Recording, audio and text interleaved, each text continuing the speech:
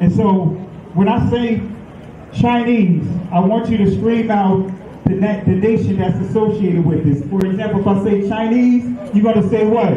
China. All right, let's say it with authority. When I say Chinese, you say what? China. All right, that's just a test right there. So here we go. Chinese. China. Russian. Russia. Italian. Italy. German. Germany. Swedish. Sweden. Korean. Korea. Egyptian. Egypt. Nigerian. Nigeria. Black. Exactly. Nothing. Tell him, Pastor. Tell him, Pastor. Black, nothing. I hope you were able to successfully identify the issue.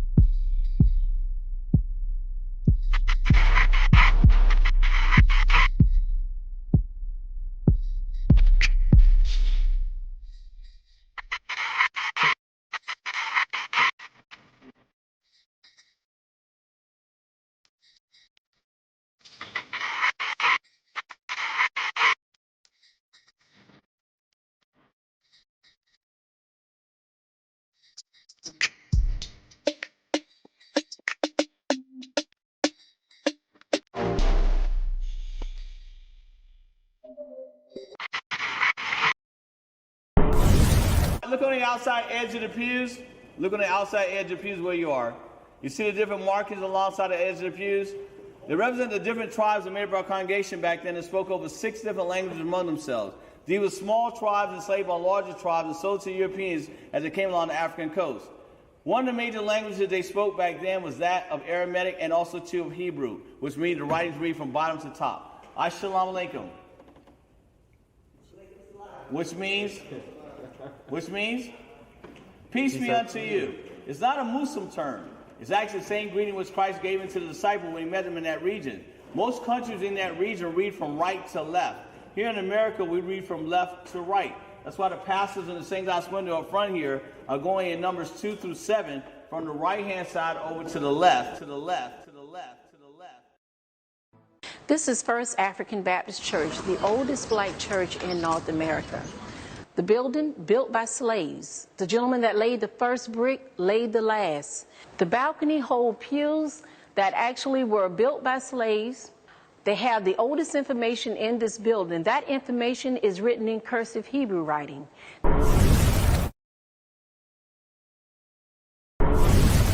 This gentleman right here. Huh? What happened? No, this is the gentleman right here with the camera in his hand. Wave your hand. Pastor James Wesley Carr. Yeah, James Wesley Carr. No. What's your name? Oh, Kelly Richardson. Kelly Richardson. Pastor Kelly Richardson. He is a great-great-grand-nephew? Yeah. Nephew of one of our first pastors. Yeah, as a matter of fact, that's his uncle right here in the corner of the actual St. Glass window here to your left. You got the eyes. It looked just like him. Got the same eyes anyway. Come on, guys. Come on. That's funny. Yeah. Stand up there looking like... If you cannot speak and talk about the history of who they are, then they will not really carry your story. They will not understand their story. So today, the first thing I was the greatest revelation I was telling you a while back, is that most people trying to reach, and I'm going to specifically talk today, and next week will be Spanish, the following week the Asian, etc. But I'm going to talk specifically today about the black culture. And I wanted to right now, I know, and how many would agree that I am not black? Can I get a witness, everybody? Amen. Praise God. Praise God. Pretty white to me. Can I get an amen up in here? Yeah. Praise God. Amen. So here's the deal. But what I want to share with you is I want to talk to you about is that you know, we went across the country and we found out there's certain things that help reach that culture and reach it effectively. And there's certain things that don't make it happen, okay? And today I would like to talk about those things that do reach the culture, specifically the men of the culture.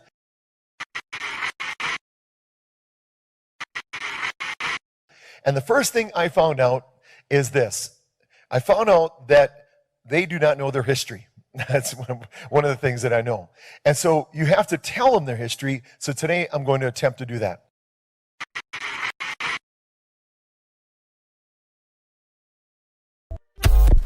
The white man is enacting a story all over the world.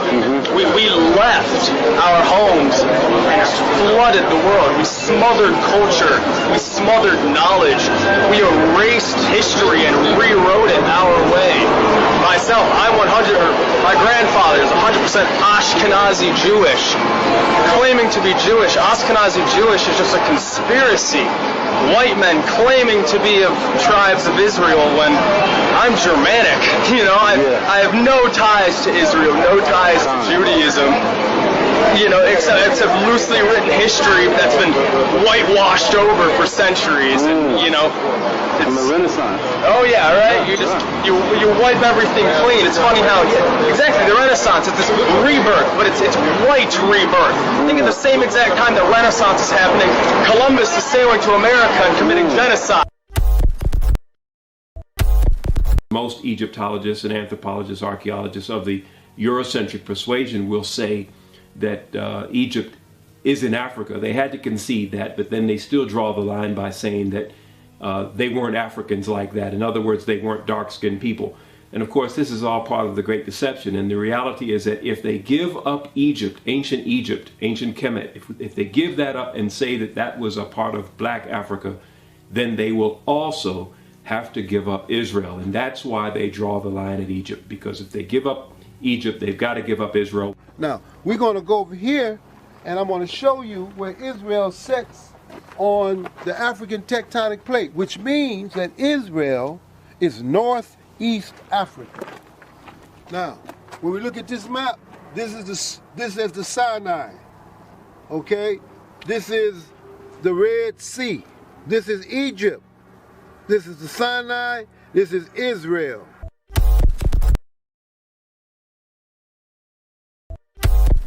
All right, this is Saudi Arabia over here. Now, if you see this in Hebrew, it says Haluach Afrikani, the African plate. Here it is right here. Israel is sitting right here. Israel is sitting on the Haluach Afrikani, which means that Israel is northeast Africa. Without question, we are in northeast Africa. We are landlocked to Egypt, with the exception of the Suez Canal, which was a man-made ditch, a boundary now between, in fact, it's not even really a boundary anymore since Egypt has reclaimed the Sinai Peninsula.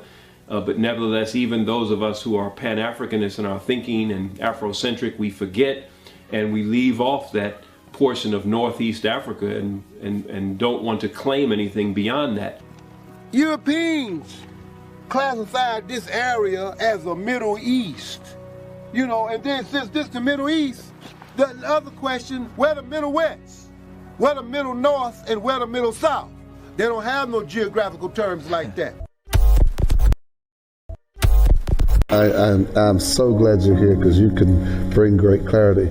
Can you tell us a little bit about the Sephardic Jews and how they were scattered?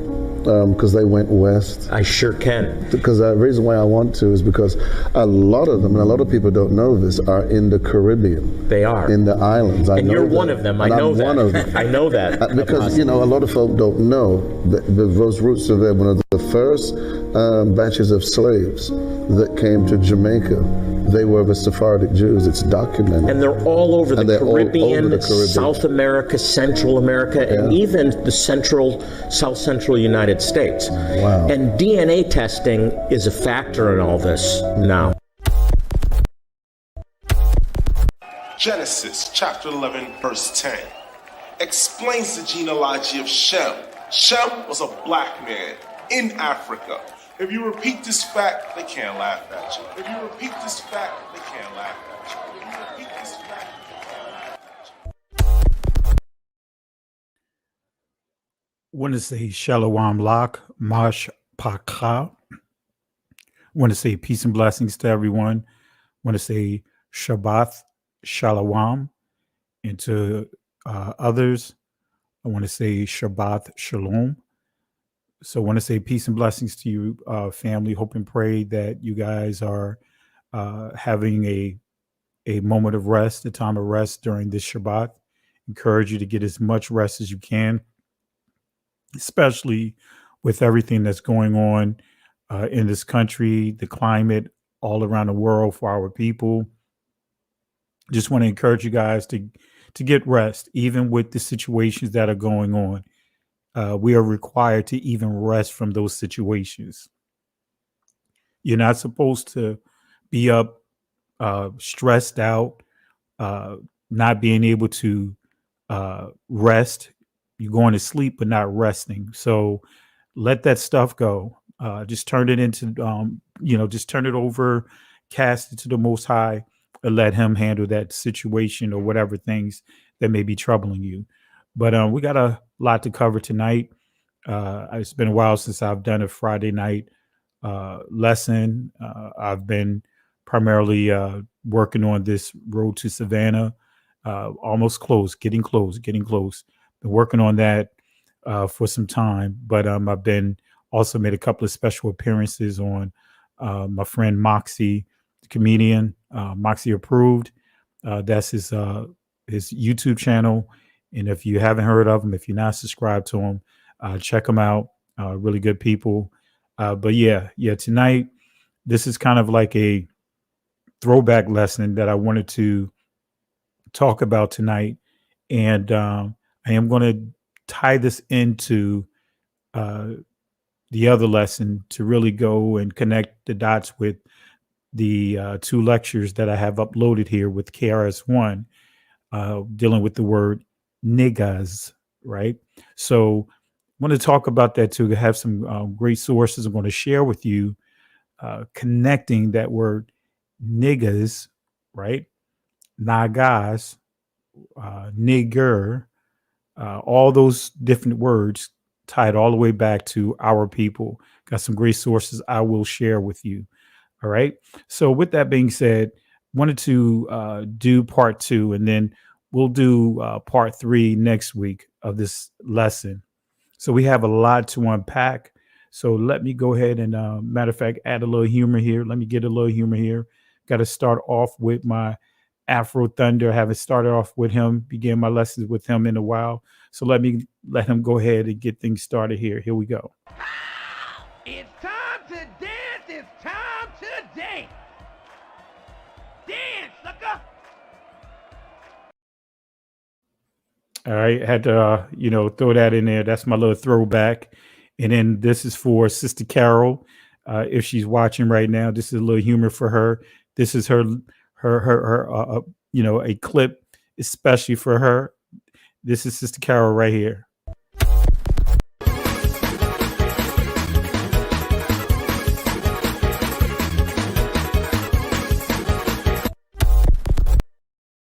All right, so we're going to go ahead and get it in. I want to start off with a little humor. I want to give some shout outs to you guys here before we get started. And we got a lot to unpack. So let's go ahead and give some shout outs here. Let's say peace and blessings to Darnell Blackshear. Peace and blessings to Barbara Jones. My sister Carol, want to say peace and blessings to you. Shalom to you. Stacy Pullum, want to say shalom to you. Who else do we have here? Anieki, want to say shalom to you. Lemuria Johnson, want to say shalom to you.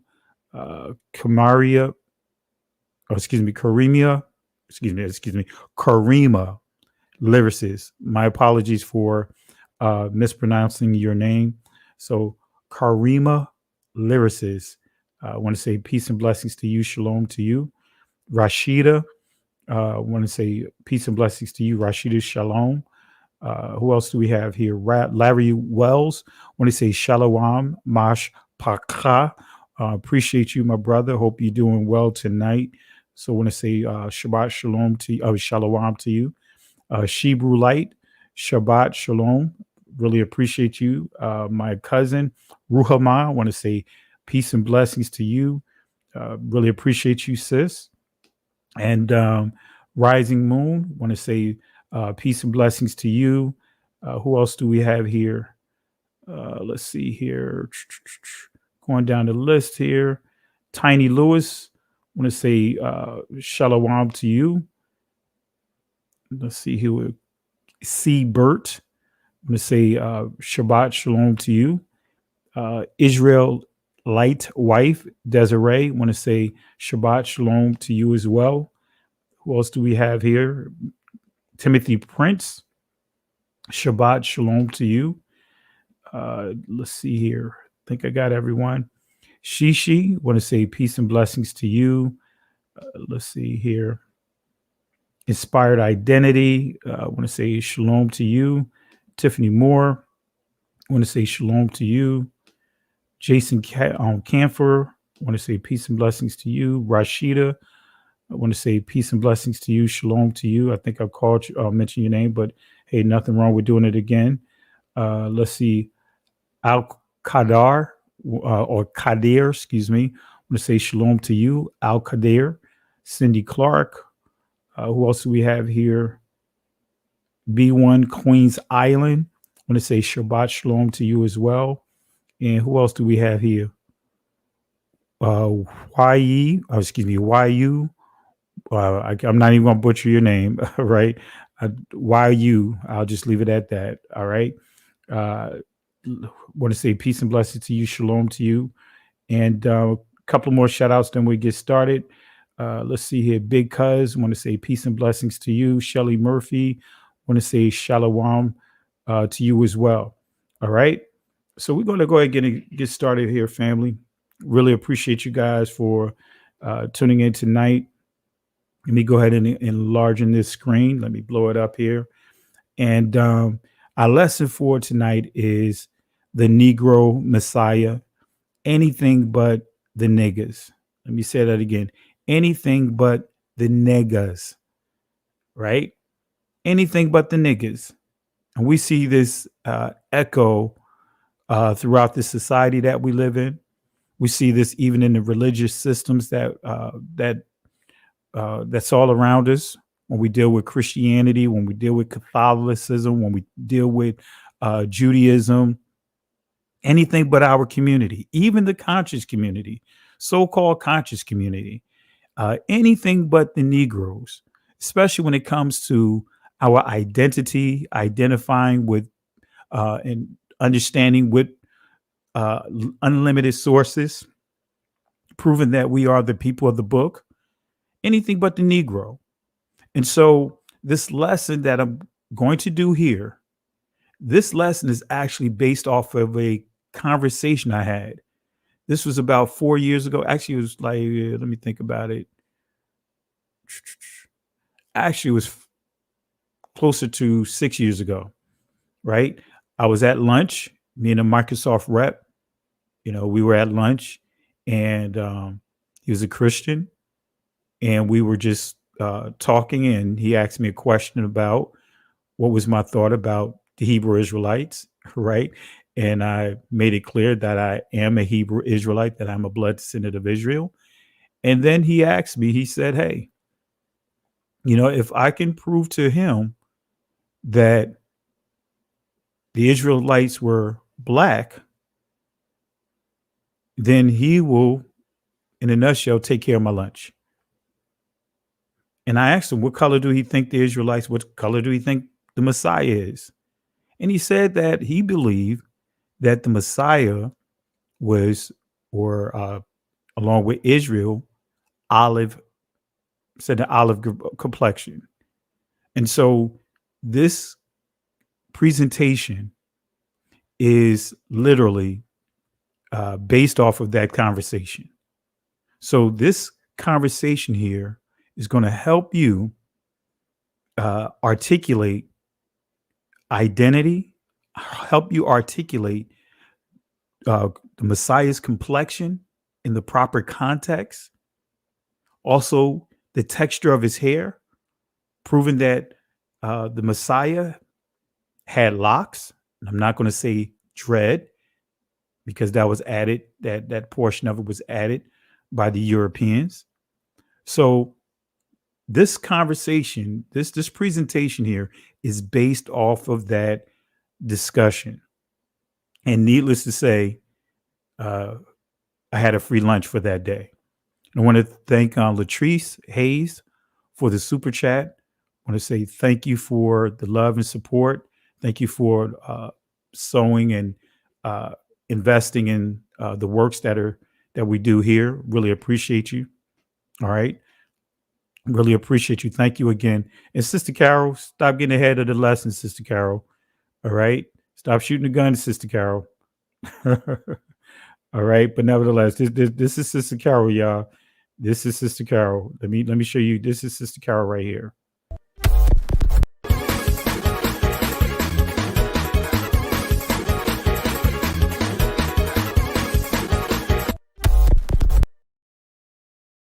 All right, that's my sis right there. And moderators, do your thing tonight. If there's anyone trolling, if there's anyone get out of line, anyone trying to hijack the chat, you guys know what to do. And my sister, Sister Carol, and you guys have been a tremendous blessing with holding down the chat. All right, but let's go ahead and get it in, family. I don't want to prolong it. Don't want to prolong the lesson. I know I shared a lot with the video clips in the opening portion of this video session. So the Negro Messiah, the attack on the Negro Messiah, anything but the Negus. Anything but the Negus. Negus, not God, right? So again, we'll teach that. I'll go into the details of that next Shabbat night. So the objectives for this lesson, we're going to explain the true color of Esau. We're going to put the rest. We're going to lay to rest the true color of Esau. I'm going to give you proper clarity on the color of Esau, because many teach that Esau is the white man per se. And that's not just among those that are outside the church, because we know that in the church, they teach that Esau is Caucasian, that Esau is the white man per se. So anyone that tried to say that or point the fingers and say, hey, the Hebrew Israelites, they're all about skin doctrine. Oh, point that finger right back to the church, the Catholic Church as well, Judaism, the Jewish community as we know them today. So we're going to explain the true color of Esau with sources. We're going to explain the true color of King Solomon. We're going to explain the true color of Moses, Masha. We're going to explain the true color of the Messiah. So what is the true skin complexion of the Messiah? That's the question. What is the true complexion of the Messiah? All right. Now I'll put it out there. I'll put the question out there and you guys can answer the question. I'm pretty confident on what the answer is going to be, but I'm going to put the question out there. You guys could post your comments, your answers inside the chat, and we'll post it on the screen. What is the true skin complexion of the Messiah? If you believe that he was Caucasian white, or no pigmentation, right? Type it in. If you believe that he was chocolate, right? Like what's his name? Now I'm trying to think his name. Can't think of his name now. Forrest Gump. When he said chocolate, right? Chocolate. If you think that whatever complexion you think the Messiah is, right? Or was, well, no, we're just going to say is, right? Post it inside the comment section right now, and I will go ahead and put you up on the screen. All right. Do you believe that he was Caucasian, white? Do you believe that he's, chocolate, black? Whatever the case, put it up on the screen and we'll put the answers up here and we'll get it, and we'll define it. All right, here we go. Cindy Clark, he's a chocolate man. Okay. Let's see here. Black, right? Revelation 2:19, right? Let's see here. We have let me go here. Let me slow it up here because this thing is going real fast. As far as this chat, gonna have to slow it down. Barbara Jones, melanated like us. Al Qadar, brown. Violet Dreams. Let's see here. Color of Copper. He was a Negro. Want to say Shalawama to Zion Law School. This is my buddy. This is my friend right here. This brother is doing some great things. I'm going to, in the upcoming weeks, I'll show some of the books that he wrote on ancient Hebrew that's available right now on Amazon, doing a great work. This is my brother right here. And got some things that we're going to work on in the near future. And I will have them on this show, on this platform. I don't like to say show, on this platform, prayerfully over the next couple of weeks. So I want to say special shout outs to Zion Law School. Peace and blessings to you, my brother. Peace and blessings to you. And I know some of you guys probably wondering why you see an I at the end, Shalawama versus Shalawam. Or if you understand ancient Hebrew, right, every letter was pronounced with a as a syllable, right? And an I was associated with every consonant. Contrary to what's being taught today, ancient Hebrew, and he has the sources, I have the sources. I've proven this a number of times with sources. So anyway, not trying to get away from the discussion here, but peace and blessings to you, my brother, Zion Law School. Appreciate you. All right, let's get back in here. Ruhaman, I believe he was blue-black. Okay. All right. Let's see who else here. We got Burnt Brass. Let me see. Burnt Brass by Rose of Sharon. Larry Wells. We have, I think he was melanated. All right. Let's see here. Let's see here. If something is burnt in a furnace, it will be very black. Okay. Let's see here. No such thing as white burnt, brown burnt, green burnt, clear burnt, everything burnt black. Absolutely appreciate it. All right, let's see who else responded. Aji, excuse me if I mispronounce your name. Williams, plenty of melanin. All right, so we are going to get it in. We're gonna answer this question with scripture. We're going to answer this question with a couple of lexicons. We're just going to walk you through. All right, here we go. Let's go ahead and get into it. So let's start with Revelation chapter 1. Right, Revelation in Hebrew, the word is Gala. Right, Gala or Gaal. Some would say Gaal. Others will pronounce it Gala. Right, that's also the ancient pronunciation of what you will hear right now, Gullah.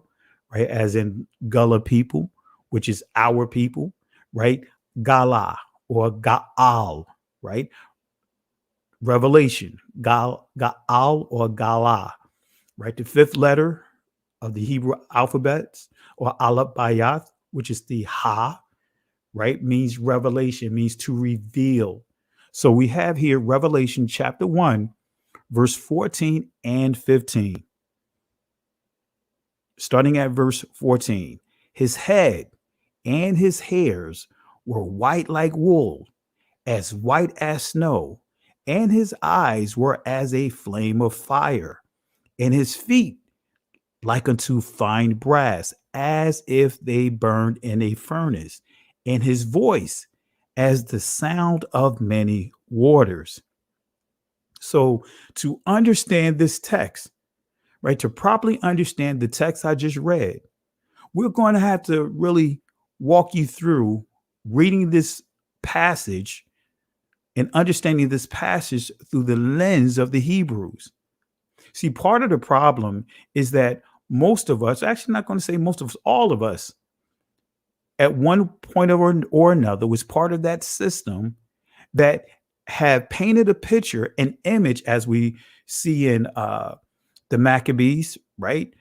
Chapter 1, when it says that the Greeks were trying to push their image of themselves over our holy text, right? So there's always been an attack by other cultures to force us to view our culture through their lens, right? So we're going to have to, take out the contact lenses, take off the scales, remove the scales from our eyes of Catholicism, from Christianity, from Judaism, and many other belief systems that have taught that the Messiah is Caucasian, that the Messiah has no pigmentation. So again, to understand this text, you would have to understand it through the lens of the Hebrews. So we are going to use King Solomon to explain the complexion of our Messiah, Ha-Mashiach. Some would say Ha-Mashiach. So we are going to use King Solomon, Shalamah, Malak Shalamah, to explain the complexion of the Messiah. So let's start with Song of Solomon, chapter 5, verse 10. Let's see what it says. My beloved is white. Tazak, right? Tazak. I always mess up with this particular word, right? Because of the ka, and of course you have the taza. So I have to pronounce it tazak, right? Or tzak, right? Sometimes I get mixed up with the pronunciation. I get my words, my vowels all mixed up when I'm saying tazak. I want to say tazak, right? So, but anyway, so we see my beloved is white, tazak, right? Or sak. And if you pronounce it in the ancient Hebrew in terms of with every letter as a syllable, it will be pronounced tazakha. So tazakha, right? And ruddy, adawam, right? The chiefest among 10,000. So my beloved is white and ruddy, the chiefest among 10,000. Now, this is one of those passages, even when you, many of the commentaries that we would read today will explain this completely out of context. They will use this scripture to paint the picture and say that this scripture is proving that King Solomon has no pigmentation, which that is completely incorrect. All right. So we're going to go ahead and break this down. We're going to break this down. All right, here we go. So my beloved is white, right? Tazakha, right? Because I don't have the connector on it. If the connector was there, then you would drop the I at the end. So this would be Tazakha, right? In the Israeli language, it'd be sak, right? But Tazakha, my beloved is white, right? So let's break this down. Let's break down the Hebrew definition of white. All right, let's see what it says. All right, it says bedazzling. Right now, notice I went to the primitive root word. So many cases when you see me going into the Hebrew Strong, I go to the primitive root word, right? Because most cases when you go to the primitive root word, it's going to tell you, it's going to prove just to the point that I made about the ancient letters, right? The Hebrew words not having all the vowel movements that we see today, right? Most of the key words that you see here will not have all the vowel sounds. It'll just have the ah sound. All right. So to be dazzling, right? It says be dazzling white. Right. Let me say that again. It says to glare an example, be dazzling white. Be whiter. Is this what it means? So let's go to the Oxford Dictionary definition of white. Let's see what Oxford says. It says this, right? Entry number 1. It says of a bright light. In other words, blind, a person temporarily. So it says of a bright light, blind. In other words, a person temporarily. And it gives you an example here. She was dazzled by the headlights. And then when we look at the sub entry here, it says amazed or overwhelmed someone with a particular impressive quality. And I really want you to highlight this here, the sub entry 1 of this definition. Amaze or overwhelm someone with a particular impressive quality. All right, so make a note of this, right? Make a note of this source, this reference that I'm using here. So in Hebrew, white means amazing. Let me make that clear. In Hebrew, white, tazak, right, or tazaka, means amazing. Let me say that one more time. In Hebrew, tazaka, which transliterates to the word white, it also transliterates to the word amazing, not skin complexion.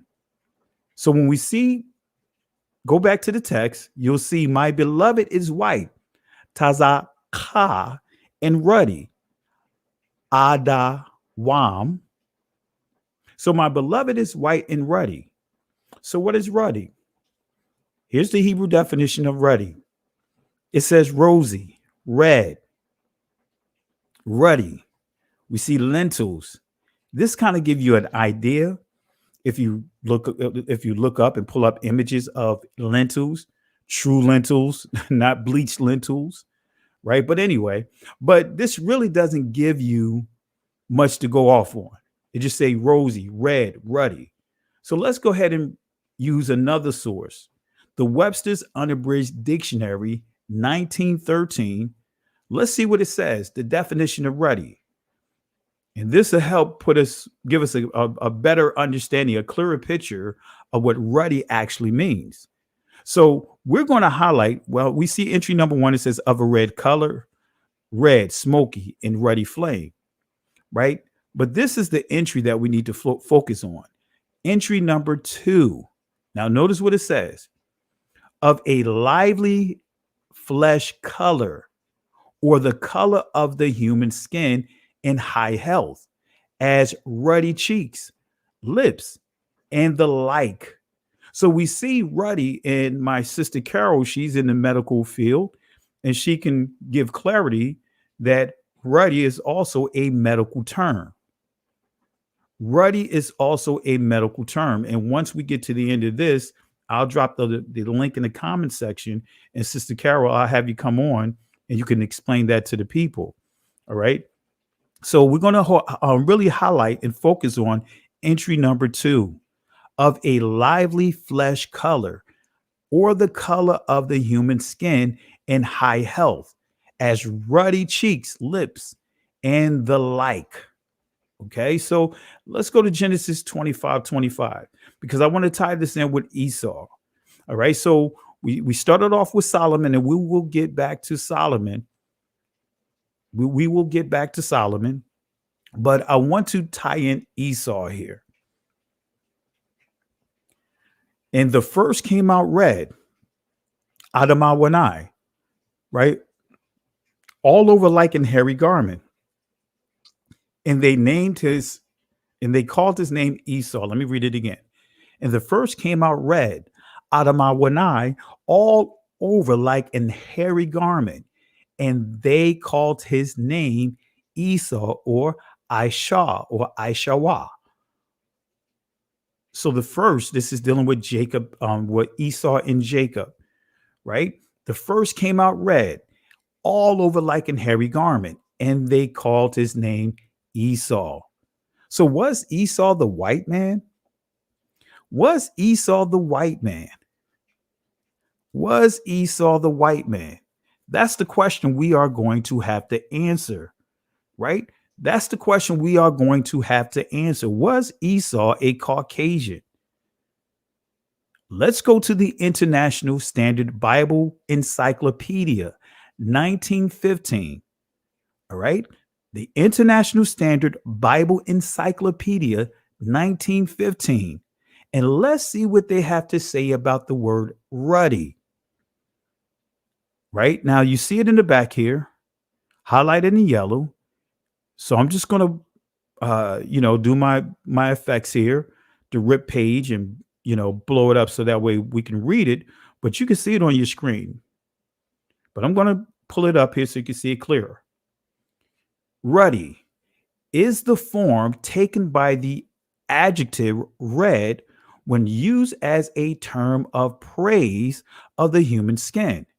And this is its use in the Bible. Now, pay attention to this, family. In the Bible, in other words, the Hebrew and Greek words are all usually words for read or to be read.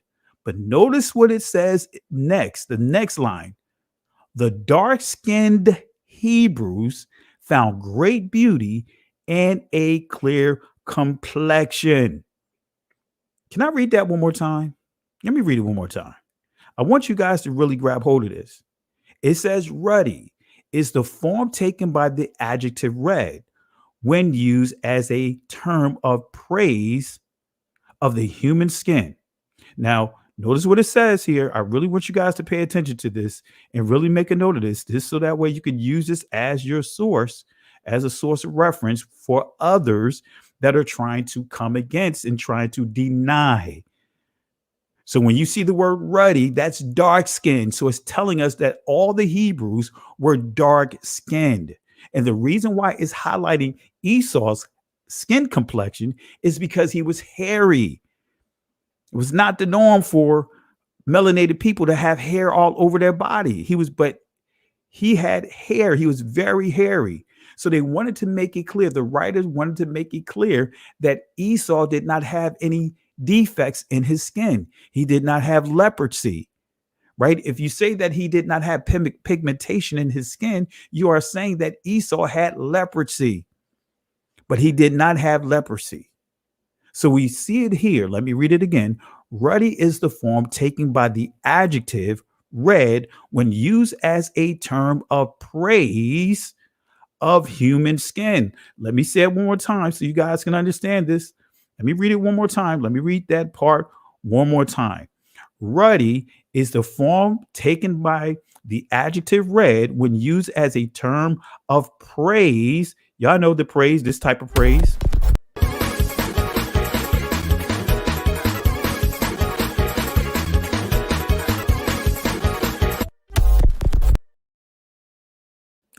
Praise of the human skin. And this is its use in the Bible. Let me say that again. This is its use in the Bible, right? The Hebrew, the Greek words are all usual words for read or to be read. But this is the kicker.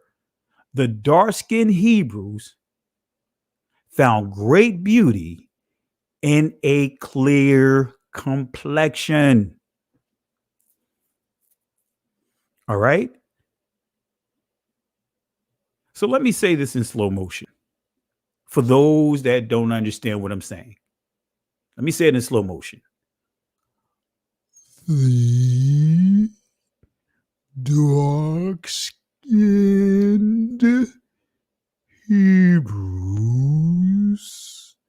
found great beauty and a clear complexion. For the people in the back.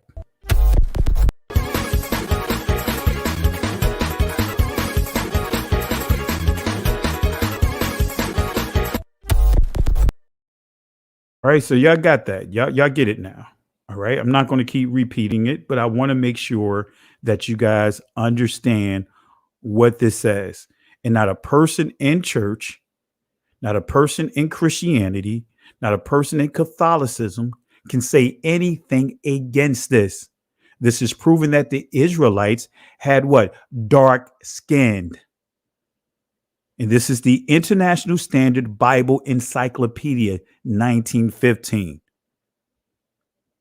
So again, the dark-skinned Hebrews found great beauty in a clear complexion. So let's deal with the etymology dictionary definition of the word rosy. Let's see what rosy means. Notice what it says here, right? Rosy. We see of a color, but notice here, still going to confirm what we're saying here. 1590s of healthy complexions. So when you see rosy, that is still reiterating what? Healthy complexion. I'll say that one more time, right? Rosy means of healthy complexion. Let me say it one more time. Rosy, as you see here, it means of healthy complexion. All right. But then it says cheerful, promising. But when we go to the old, we get down to like the 14th century, 1590s of healthy complexions.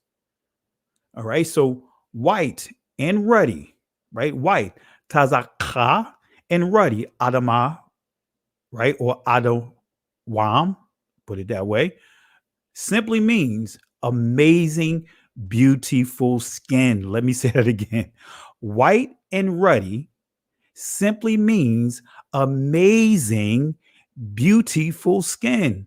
So tazaka adamawanai or admanai, right? That's just me breaking down with the constructs there. But in ancient, it'll be adamawanai, right? Tazaka. So white and ruddy simply means amazing, beautiful skin. That's what it means, family. That's what it means. I want to make that clear. That's what it means.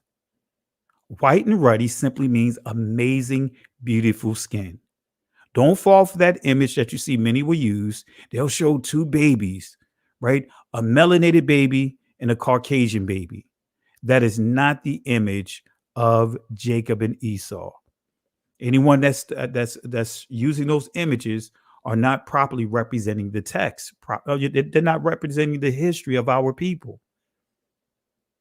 Right? So I just want to make that clear. And no, the Caucasian people that we see that are saying that they're the ancient people of the book, no, they're not Gehazi, descendants of Gehazi, because Gehazi was an Israelite. So if you say that, hey, you know, Caucasian, no, they curse like that from Gehazi. No, nah, that's not true. All right, just putting things in its proper perspective. So let's go back to Songs of Solomon, chapter 5, verse 10. We just proved that Esau was dark. He was melanated. He had healthy skin. He was just hairy. That's all. Okay, so let's go to some Songs of Solomon, chapter 5, verse 10. His head is as the most fine gold. His locks are bushy and black as a raven.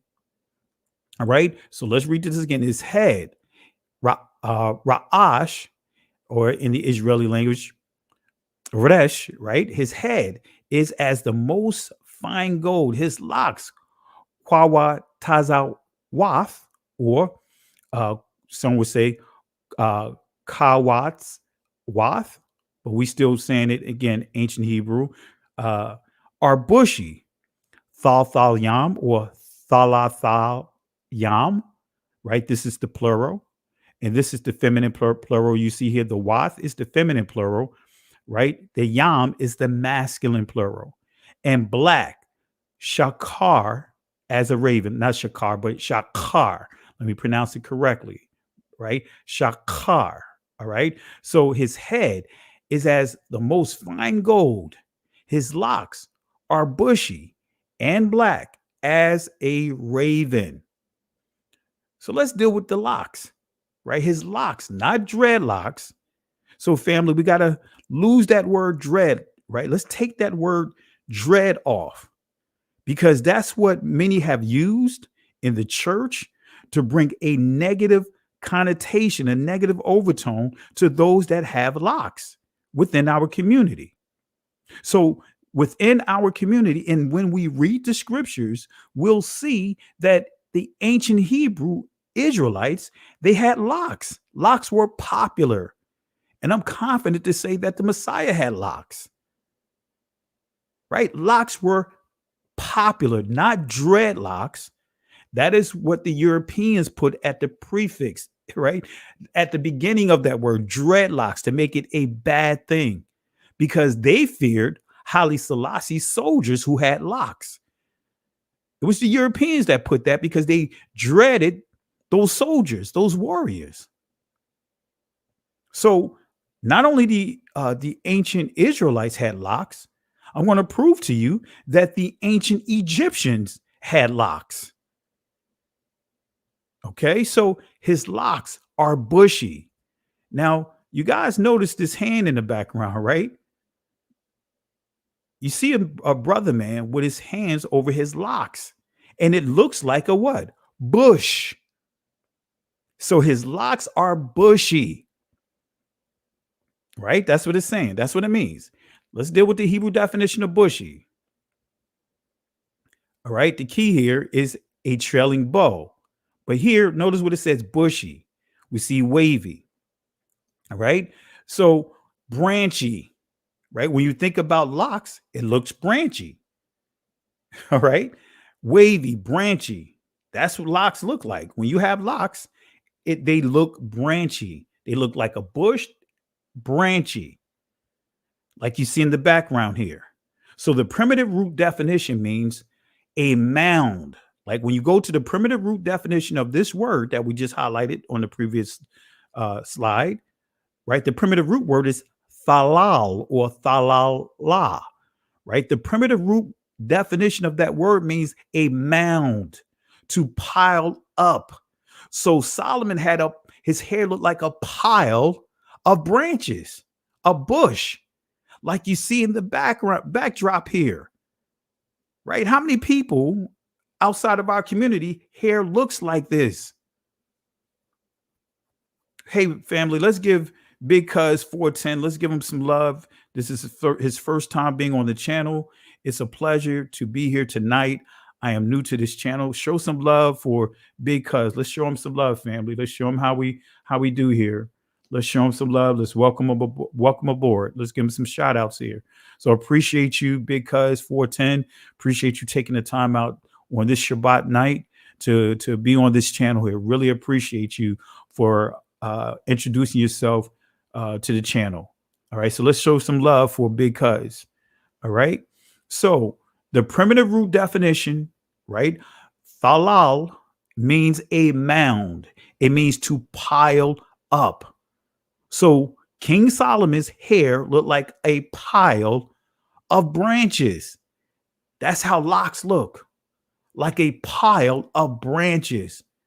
Not what you see today, you know, the Jewish community as we know them, the two locks that you see on both sides of their face, which they got that from the Yemenite Israelites, right?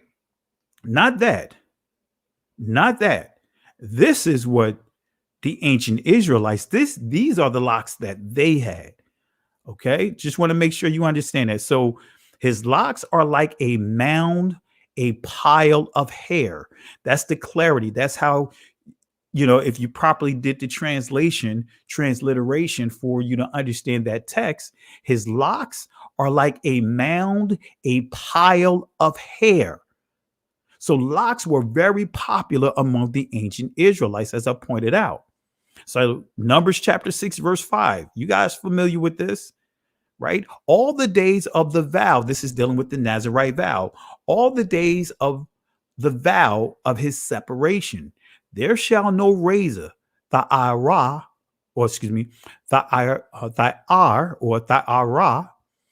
come upon his head, ra'ash, until the days be fulfilled, in the which he separated himself unto Yahweh. He shall be holy, and shall let the locks of the hair, right, parai, of his head grow. So we see here, right, those that are taking the Nazirite vow, they could not touch their hair. They couldn't cut their hair. We know that there's a few people that was born into this Nazirite vow. Samson was one of them, right? Samson was one of them. Ezekiel was another one. We could also look at John the Baptist We can look at Elisha, or not Elisha, but Elijah, right? We could point some out, but the Messiah, right? His entire life. So that will tell you that the Messiah, just that alone, will tell you that the Messiah had a bush of hair, locks, looking like a mound, a pile of branches. I'm going to show you this. I'm going to prove that to you. All right, here we go. Judges chapter 16, verse 13, that I just highlighted. And Delilah said unto Samson, hitherto thou hast mocked me and told me lies. Tell me wherewith thou mightest be bound. And he said unto her, if thou weavest the 7 locks of my head. Notice what it says, 7 locks, right? With the web. Now, this is Samson playing around with his hair. This is nothing negative about having locks, because guess what? The source of his locks reminded him of his relationship with the Most High. His locks reminded him of the source of his strength. His locks reminded him of the promises of the Most High. So there's nothing negative about having locks.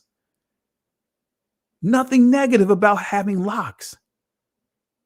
It was all positive, but Samson kept playing around with the delusion, the deception, and got deceived. And needless to say, he regret losing his locks. So guess what? He had to grow them back. See, 7 locks of his head, like many today have locks, and then they would kind of braid them into bigger locks when they're making them look presentable, in terms of, not saying it doesn't look presentable, but when some are dressing up, some will put their hair in bigger locks, take the smaller locks and braid it into bigger locks. So Samson has 7 locks of his hair on his head. All right. Ezekiel chapter 8, verse 3. Notice what it says here. He put forth the form of an hand and took me by a lock of mine head. And the Spirit lifted me up between the earth and the heaven and brought me in the vision of Elohim to Jerusalem, to the door of the inner gate that looketh toward the north. All right. So we see Ezekiel had locks. So the Europeans, again, they were the ones that added the word dread to the word locks. If we go to the etymology of the word Rastafarian, let's see what it says here. It says here, Rastafari, Jamaican religion built around writings of Marcus Garvey and his belief that Haile Selassie, not going to get into all of that, former emperor of Ethiopia, was God, right? But when we go into here, right, from Rastafari, Selassie's title from 1916, because also you'll understand Selassie was also referred to as Negus, because Negus means kings, right? And it's interchangeable from a Hebraic perspective when we look at Nagid or Nagad, which means captain, it means king, it means governor. And we know that when we look at, when it says Amharic is not the ancient. Amharic is just like today when you have ancient Hebrew, and then today they call this so-called Hebrew today, they try to connect it and say that, hey, that is still Hebrew. No, it's not Hebrew, right? Amharic that's the same way with what many would say Geese, but if you gave it the proper pronunciation of the ancient, it would be Gaaz. And that language did not have no other vowels but the ah. So you see, it says here, Amharic, Raz, in other words, chief, head, right? We see Arabic, Ra'az, which means Ra'az plus Tafari. That's where you get Raz, Tafari, to be feared, right? Notice what it says, to be feared. So let's look at the etymology definition of the word dreadlocks. And notice what it says here, right? It says here in the 1960s, right? The 1960s, it says rope-like strand of hair formed by matting or braiding. 1960 from dread plus locks. So this is telling you in the 1960s is where you get the term, right? The word dread was added to the word locks. The style is said to be based on the that of East African warriors, so-called from the dread they presumably aroused in beholders, right? We're dealing with the Europeans family. But Rastafarian dread, 1974, also a sense of fear of Yahweh, right? They say Yah or Jah, expressed in part as alienation, right? But fear of Yah, right? And like I said, the Rastafarians, many of them would say, or in Jamaica, they say Jah. Jah, that sound like a J sound, that's also Solar Trail. That's a whole nother discussion. That sound existed before the letter J existed. Jah, if you understand Solar Trail, which our brothers and sisters, right? Many of our brothers and sisters were speaking that language. Now we get into Ladino. Anyway, let me stop right there. So again, from the dread they presumably aroused and the beholders. So those beholders were the Europeans. So can you please provide me, right? This is getting back into that conversation. Can you please provide me, or can you please prove to me that Moses was a very dark Shakar man? Let's go back to this question here, right? This is the question that I was asked, family. Can you please prove to me that Moses was a very dark man, Shakar man? Exodus chapter 2, verse 9 and 10, right? Notice what it says here. And Pharaoh's daughter said unto her, take this child away. And this is part of the conversation, right? This is part of that conversation that I had. Let me make sure here. Let me look at something. I want to make sure I didn't accidentally take out some slides here, because I'm missing some slides that should have been here already. If need be, I have to pull up one of my older presentations to make sure these slides are here.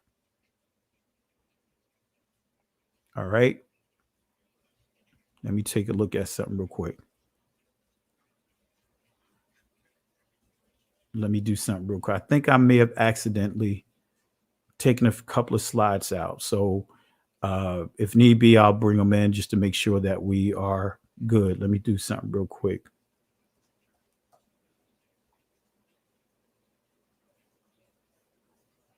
All right, let me do something real quick. Let me see something here. Yeah, I accidentally took that out. So when I get to that point, I may have to bring up another presentation, which is an older presentation. You'll see a difference in the actual graphics, but I want to make sure I touch on those things as well. Yeah, I accidentally took it out. So I'll adjust as we get to that point, right? Matter of fact, let me do something real quick. Let me bring up that other presentation, because I was cleaning up this presentation and I didn't realize that I took a major part of the presentation out. Let me see here. Let me make sure I get it back in, or at least have it readily available, so when I get to a certain point, I could bring this in. All right, so what's going on here? All right, let me take this out. All right, let's see here.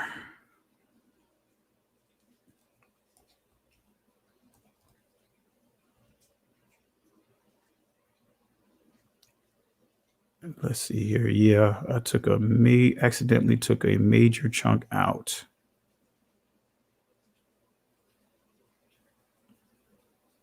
So if need be, like I said, family, I will have to pull it up.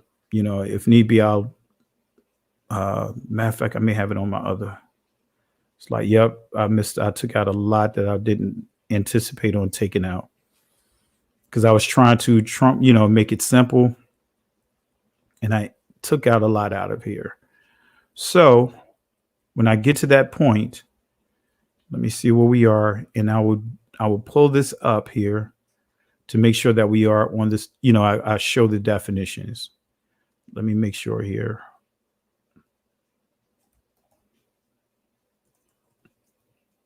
Let me see. Olive.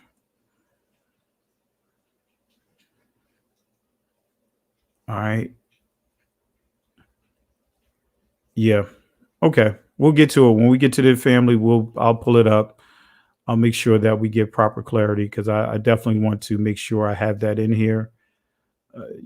So I have to go to an older presentation to make sure I have that in here. But I'm not sure why I took it out. Yeah. Yeah. Matter of fact, I could just pull this over real quick before we continue here. Actually, no, I'll just pull it over when we get there.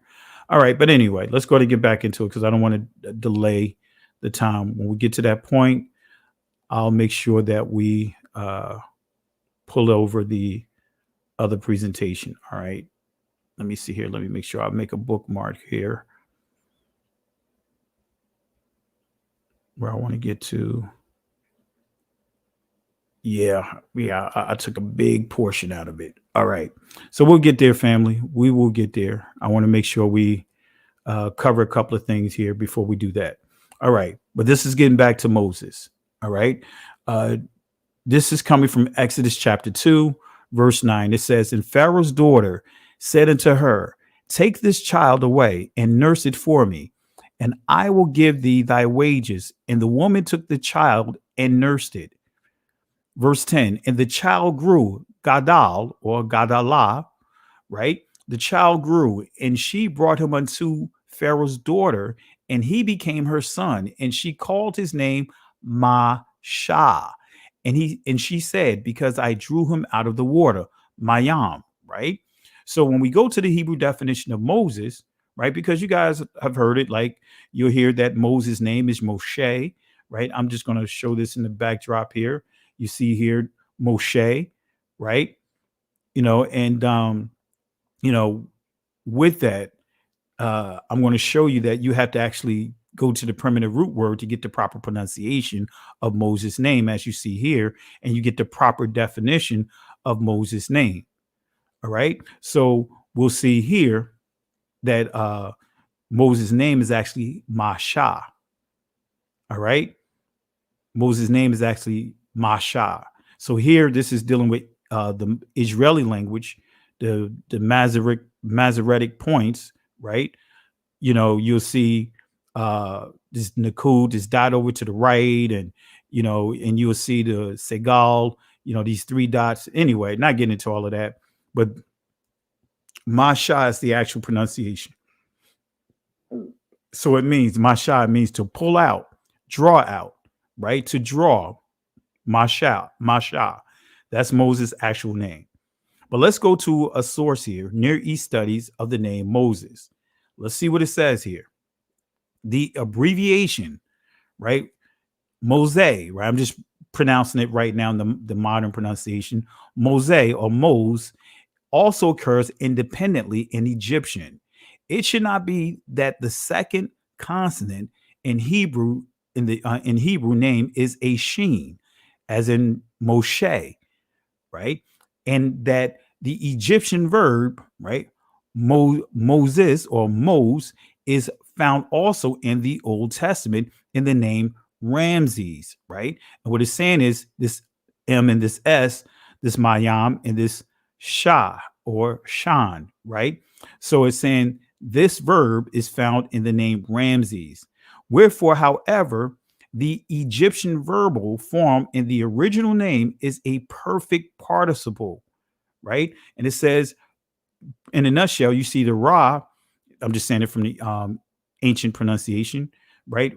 The Ra or the Ra Ma Shah, right? You see that it means this Ra at the beginning of it means is he that born him, right? Ra or Re is he that born him. All right. So when we take it a step further here, it says the word Moses or Mose in Egyptian means son or born. It is a very common element in Egyptian theophoric, names such as Thutmoses, which means son of Tha, Ramses, son of Ra, Moses, son of Ah. In Moses' case, it simply means son or born. So because Moses is not related to a blood relative of the Pharaoh, you see that his name was a different meaning was added to his name. In other words, taken out of the water by Pharaoh's daughter, right? So we see when you see Moses, it means son of Ah. So Moses could not take on that name, right? Moses was not related to any of them, and they knew it, right? It's not like they were deceived and didn't know. They knew Moses was a Hebrew. Moses knew that he was a Hebrew, contrary to what the movies would tell you. They, especially if you saw the movie The Ten Commandments, they'll lead you to believe that Moses didn't know that he was a Hebrew until he was a older man, right? That's not true. Moses always knew, especially if you read Josephus, you'll see that Moses knew his identity. All right. But anyway, so Moses, right? Masha, right? He is the father of the 18th dynasty, right? And this is what I explained to the Microsoft guy, right? I had him go to Britannica, right? Because this is what many will point Moses to, right? Point him to the 18th dynasty. That's a whole nother discussion, right? Not going to get into that. But Moses, the first king of the ancient Egypt, and it gives you the period that he reigned, and founder of the 18th dynasty, who completed the expulsion of the Hyksos, right? And these are Afro-Asiatic, Semitic people, right? Afro-Asiatic people look just like you and I. Semitic or Shemitic people invaded Palestine and re-exerted Egypt's hegemony over northern Nubia to the south, right? So we see the 18th dynasty. We see Moses. Why am I showing you this? Let me share you a hidden fact about the 18th dynasty. I'm going to show a video clip first, and then we'll go over this here. All right, let's pull it up here. Let me show you this video clip here. I tried to upload both of them, but my computer went dead on me, so I couldn't put both of them up. But here's part of the clip. Now, I hope you guys grab hold of this. Here we go. If need be, I'll link up to the video.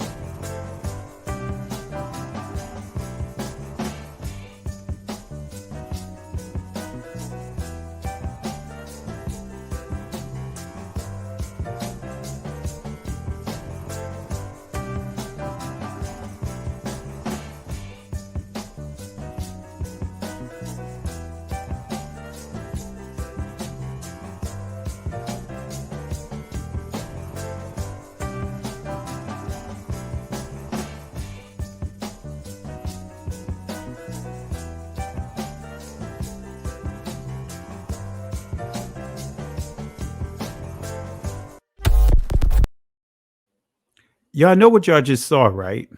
I hope y'all understand what you guys just saw, right? This is a video, right? Someone took their phone and recorded their experience at the British Museum overseas, right? Notice what you saw.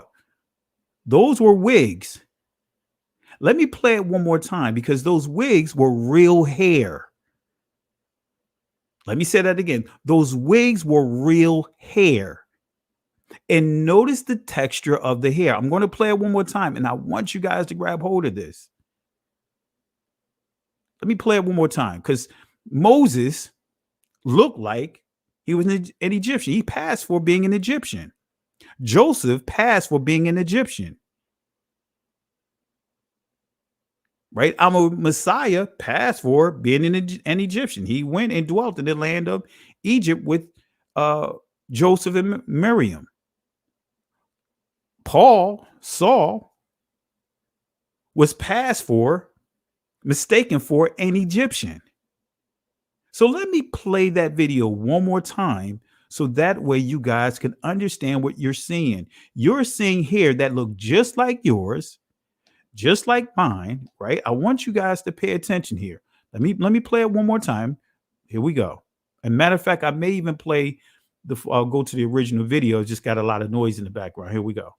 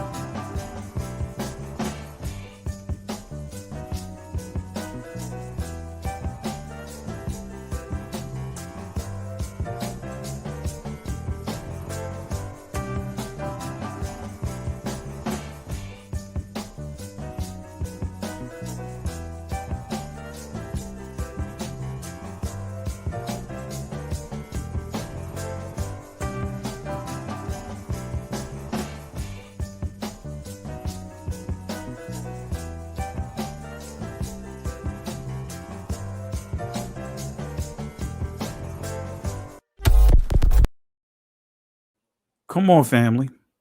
Come on, family. This awakening will not be denied. This awakening will not be denied. That's why I stand firmly on all the word. That's why I can shut down anyone that tried to come against our Dabar HaQuadash, come against our identity, come against who we are. So I know you guys saw it. I know you guys saw what you saw. So those were wigs, right? That's in the museum, that's taken from our community. Those are wigs. That's hair. That's real human hair. Real human hair. Real human hair. Looks like a pile of bushes, right? A pile of branches, right? Looks like a bush, right? Looks like a pile. Looks like just like how many of you guys would do right now. Some of you guys would take your finger and you would twist your hair, put coils in it. Doesn't it look like that? All right. So the ancient Egyptians wore wigs with locks. And that's the image, right? What you saw, right? This is the image right here. You see the braids as well? Come on, family. Now, the only reason why you see what looks like highlights and it looks like it was stretched out a little bit is because when you understand the chemicals that was used, the Egyptians used, this is what it would do to hair. It'll straighten it out a little, but you still see it's still kind of tight here, right? And when you see those images, this is what you see. It's tighter, right? But you cannot deny that this is not a Caucasian. This is not a Caucasian as we know them, because guess what? You have people coming in from India that could come here. You have Arabs coming here that actually classify as being Caucasian. But in the Caucasian, as we understand it, according to this governmental system, right? When we look at the term white, when we go with that term white, no, this is not white people. The Greeks didn't do this. The Romans didn't do this, right? This is the Egyptians. Want to make sure you guys understand, right? Want you guys to understand. So when we get back, remember, going back, bringing this back in, reeling this back in, right? Because you see here, this looks like a bush. right? This looks like a bush, right? So bush, remember, right? Thal yam or thalathal yam means a trailing bow. It means a bush, right? A bush, a pile, branches. So the primitive root, remember, definition means a mound to pile up, thal or thala. All right. So a photograph, actually, this is what we pointed out here, right? A photograph of an Egyptian wig for a lady in the style of the 18th dynasty, right? 1400s, and also a wig box made of kash or writing reeds discovered in a tomb in Thebes, right? And this is what it's referring to, this particular wig that was in the video. All right. And again, this is what you guys had just saw, right? You see how that image look? Come on now, that look like a fro. That's how it actually looks, right? That doesn't look like like it's loose as we saw in the image. This is tight right here. You see those tight loops right here? You know, we the people of the book. All right. So these are some other images, right? See the braids here? Now this right here, again, these were full locks, but because of the chemicals, you can look this up, the chemicals made the hair straight, right? But you still see the lock tips. These were actually full locks. And you can look this up. This is not the hair that we see on Caucasians. That's not this right here. You can look it up and you can see how the chemicals that they use to embalm the bodies will do this to the hair. Okay. So these wigs date back to the 18th dynasty. And then when you look up Aristotle, right? A great book to read too is Black Genesis. I encourage you guys to read, purchase that book, Black Genesis. That's a great book a great read to have as one of your sources, right? So Aristotle, 320 BCE, those who are too black are cowards, like, for instance, the Egyptians and Ethiopians. But those who are excessively white are also cowards, as we can see from the example of women. So they are referring to the Egyptians and Ethiopians as being dark skinned. So we know if the Egyptians are dark skinned, the Ethiopians are dark skinned. We know the Israelites were dark skinned, as I already proved it. Then we go to Apollodorus, 70 BCE, affirms that the Egyptos, right, conquered the country of the black-footed ones and called it Egypt after himself. So we see that the reference for the people in this area are dark, melanated people. Herodotus, 450 BCE, several Egyptians told me that in their own opinion, the Colchidians were descendants from soldiers of Sesostris. I had conjectured as much myself from 2 pointers. Firstly, because they have black skin and kinky hair. In other words, curly, tight, like my grandmother would say, nappy hair. She would say the Negress hair. That's what my grandmother used to say, the Negress, right? So Herodotus making it clear. So we have sources, we have proof that the ancient Egyptians were dark melanated people. Come on, we got to be real with this, family. See, in order to take away somebody's identity, you have to also change the identity of the people connected. The challenge was trying to make the Ethiopians appear to be Caucasians. That was the biggest challenge, which they couldn't. They couldn't conquer Ethiopia. They couldn't conquer that territory. The Europeans tried. They tried to colonize it. They had some authority over there for about 2 years, but they couldn't conquer it. They couldn't colonize it. So that's the playbook. If you want to erase or change someone's identity, you have to also manipulate the identity of those connected to that person. All right, so let's continue here. So the whitewashing of ancient Egypt Guess what? It was done by this guy right here, Zahi Hawass. Now, I encourage you guys again to purchase the book Black Genesis, and it really goes into this details.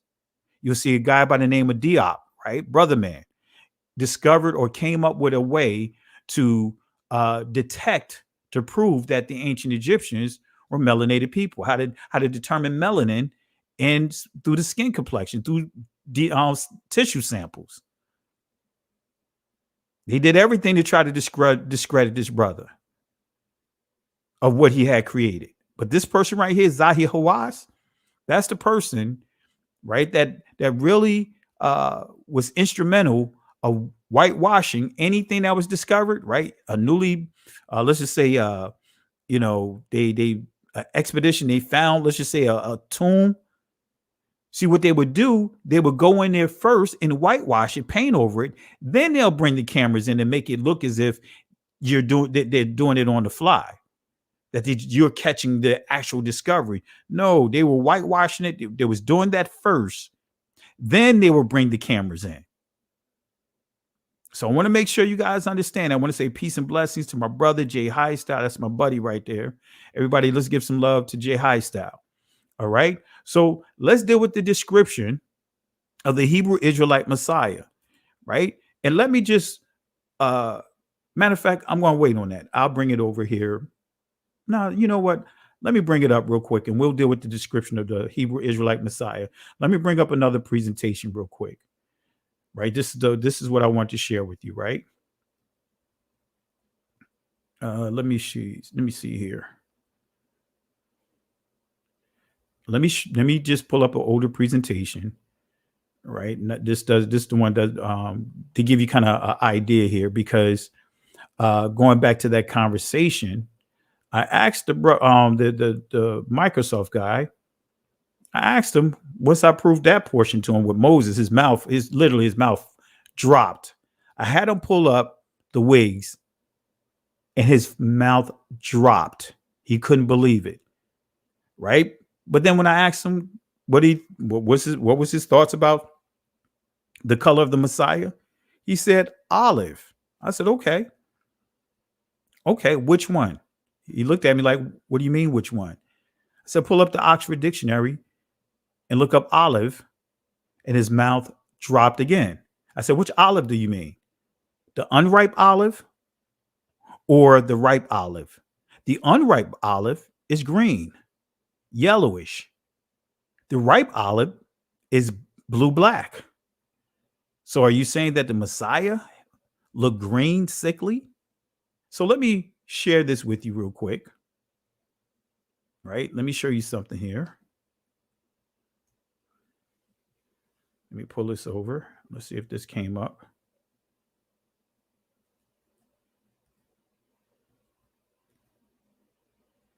All right. I was trying to share this here.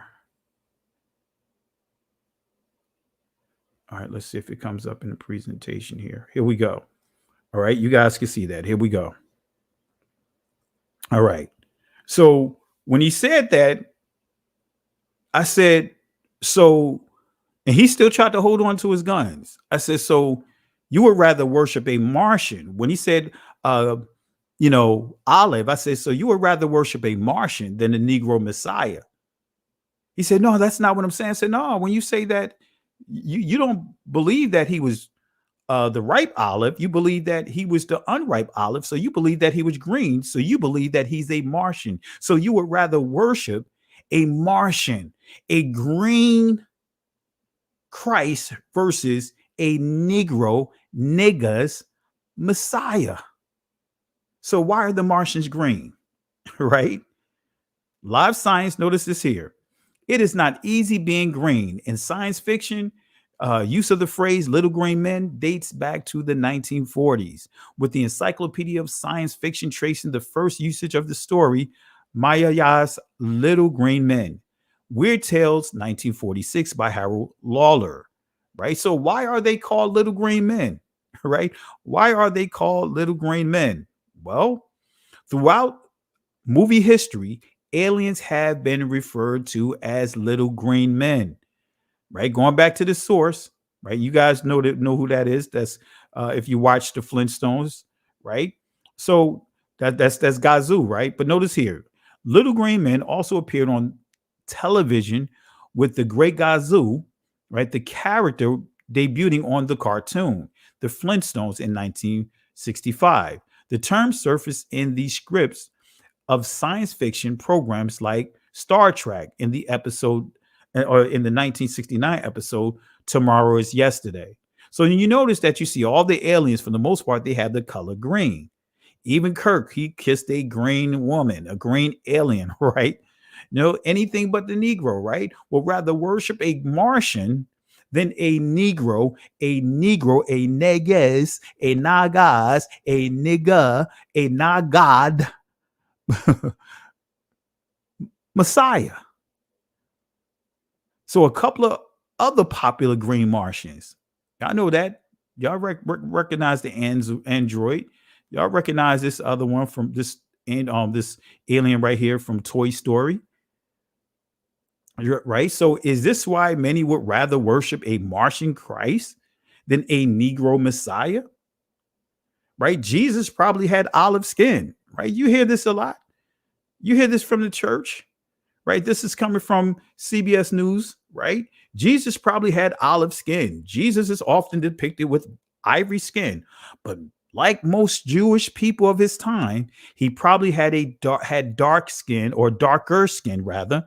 Notice they say darker skin, right? You got to pay attention to these words. A theologian explained in the column for The Atlantic in 2013. So what did Jesus look like? And I'm just using it for the sake of this portion of the presentation. So don't get bent out of shape. Some of my brothers and sisters, you hear me using the term Jesus.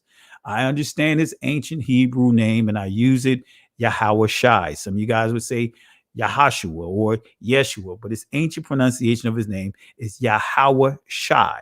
So what did he look like, right? This is a Christian website here. Right? What did Jesus look like? People have a funny idea of what Jesus looked like. Jesus of Nazareth was not white skinned. Jesus was not European. Jesus was a Jew. Jesus lived in the land of Israel in the Middle East. The Bible tells us that Jesus walked wherever he went, so we can easily imagine his olive skin, there we have it again, would have been darkened by the sun. Oh, you see where I'm going at with this, family? Jesus, Hebrew and Jewish, right? This is another article coming from the church. Jesus, Hebrew and Jewish. There are also no reliable extra biblical sources or even secular historical sources that say that Jesus was black. Hebrews likely had olive, there we have it again, olive colored skin, not black or white, as some pictures falsely showed Christ to be. Matthew was written to the Jewish Christians who, that's getting more information. All right. So let's fast forward here. Did our Hebrew Israelite Messiah have olive skin? No. Right. What does it mean? What does olive skin mean? Okay. Let me pull up the Oxford Dictionary definition as I pointed out. Let's see what it says. It says here, a small oval fruit with a hard pit and bitter flesh, green when unripe. Notice what it says, green when unripe and brownish black when ripe. So the Messiah, they're right. He was olive, but he was brownish black. You can even get closer to blue black. Brownish black when ripe, used as food and as source of oil. Right? Notice what it says here. You see, right? Entry number 3, also olive green, a grayish green, color like that of an unripe olive. So when you hear people say, hey, he was olive skinned, get clarity. Pull this out on them. Ask the question, are you saying unripe olive or are you saying the ripe olive? Right? Again, if you're saying that the Messiah is olive, make sure you get clarity. Make sure they understand when you say olive, this is what you are alluding to. If you're saying you don't believe he was dark skinned, you're saying you believe that he was this greenish color. You're saying that you believe that he had unhealthy skin, right? The dark skinned Hebrews found great beauty in a clear complexion, right? So, anyway, did the Messiah have green skin? Absolutely not. Did biblical Israel have green skin? Absolutely not. Right? Right? Revelation 6 and 8, right? That gives you the color green right there, right? Notice what it says here. And I look, behold, a pale horse. That's dealing with green. If you're saying that the Messiah had olive skin and his skin was the unripe olive, you're saying that he had pale skin.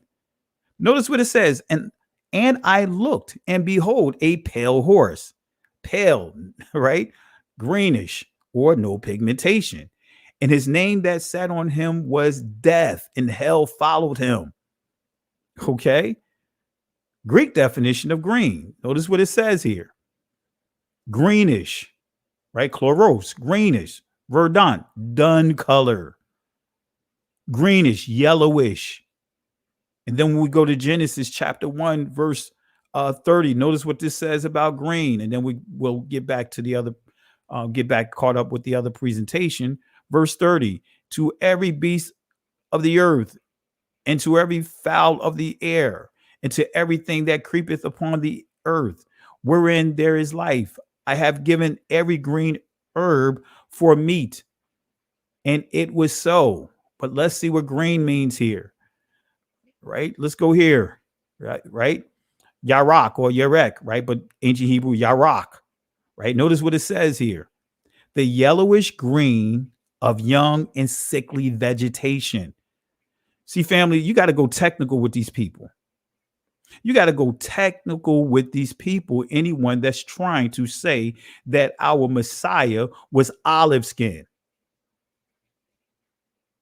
So we don't have green skin, family. If someone has green skin, then something's wrong. When they try to suggest this olive skin, they're trying to say he was mixed. That's what they're trying to say. He was mixed. That's what they're trying to say. But as you see, we just completely tore that whole argument apart. Did the Messiah have green skin? No. So let's get back to the other presentation. Let me take this one down. Right. There we go. Right. So let's get back here. That's what I accidentally took out of the presentation. Right. And if you hear noise in the background, I'm in my office and I'm next to the window. And so it's raining really hard outside. So you probably hear a little rain. So it's really coming down. All right. But anyway, the description of the Messiah, the description of the Hebrew Israelite Messiah. Let's go ahead and go into the text. Let's go to Revelation chapter 1, verse 14. His head and his hairs were white like wool, as white as snow, and his eyes were as a flame of fire, and his feet like unto fine brass, as if they burned in a furnace, and his voice as the sound of many waters. Let's break this text down. And I'm going to show you, right? Let's go back here. I want to prove that our Messiah, right? Our Messiah looks just like you and I by going into the details of verse 14 and also 15. See, brothers and sisters, most people who use this text to defend the color of our Messiah, they focus on verse 14. But verse 15 is the kicker. Verse 14 sets up verse 15, and I'm going to show you here. So here's the etymology dictionary of the word like, because as you see here, like, right? His hairs were white like wool, as white as snow, and his eyes were as a flame of fire, like wool. So we seeing, I'm going to break down this word like, because many Christians, many Catholics would try to twist this text around, right? Try to say, hey, look, like wool, talking about the color. No, it goes a lot further than which, and it's simple. Let's define the word like. Let's go to the etymology dictionary definition of the word like. Notice what it says: having the same characteristics or qualities, similar, similar, having the same form. So when we see like, it's saying his hair had the same characteristics and qualities. So when it says white like wool, his head and his hair were white like wool, we're seeing that his hair had the texture, had the resemblance of wool, not just the color, but it's saying the texture, the characteristics of wool. The Greek definition of hair, right? Let's go here. The Greek definition of hair. Notice what it says, threeks, right? Notice what it says here, right? Threeks, the hair of the head. Uncertain derivative. Let's go here. Let's take it a step further, right? It says it's comparable to come, right? That's what this word here, come. Saying it's comparable to come. Let's see what come means, right? Let's see what come means. Come, the hair of the head. Oh, look at this, family. What do you guys see here? You guys see locks, right? You see where we're going at with this, family? You see just what we just did here? I proved from the Hebraic school of thought, the Hebraic lens, that Solomon had locks. His hair looked like a bush, branches, a pile, right? Now what we're seeing here is the Messiah hair. We're seeing this Greek word come. Guess what? The hair of his head, in other words, locks. This is the Greek word. So the Messiah had locks, family. His hair looked like sheep hair. And I'm going to show you here, and it's going to remind you of that Egyptian video that I shared of the wigs, the Egyptian wigs. All right. Here we go. Notice this. Notice this, family. Notice this here. So come means the hair of the head. In other words, locks.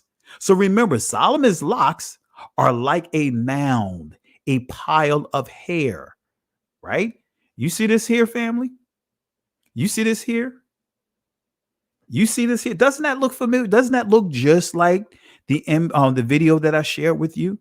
If this looks just like this image, I'm going to play the video one more time for those that came in late. Let me play this video one more time. This is a video of the wigs, the Egyptian wigs of the 18th dynasty that's in the British Museum, right, over in Cairo, right? And notice the texture of the wigs. Here we go.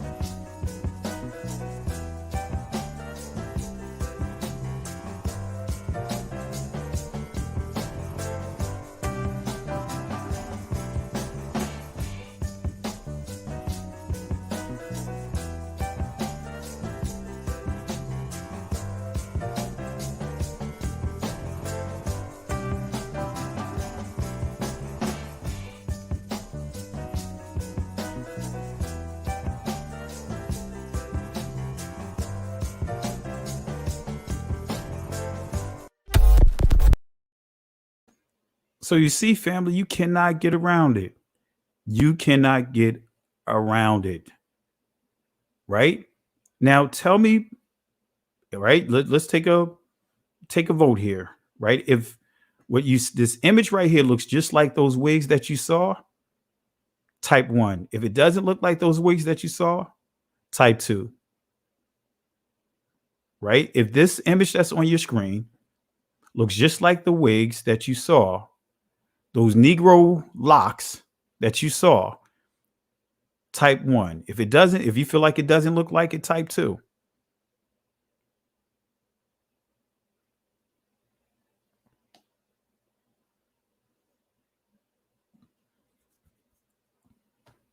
All right. Want to encourage everyone that are watching, get those thumbs up, hit the like. Let's get those thumbs up. Let's get the likes up here.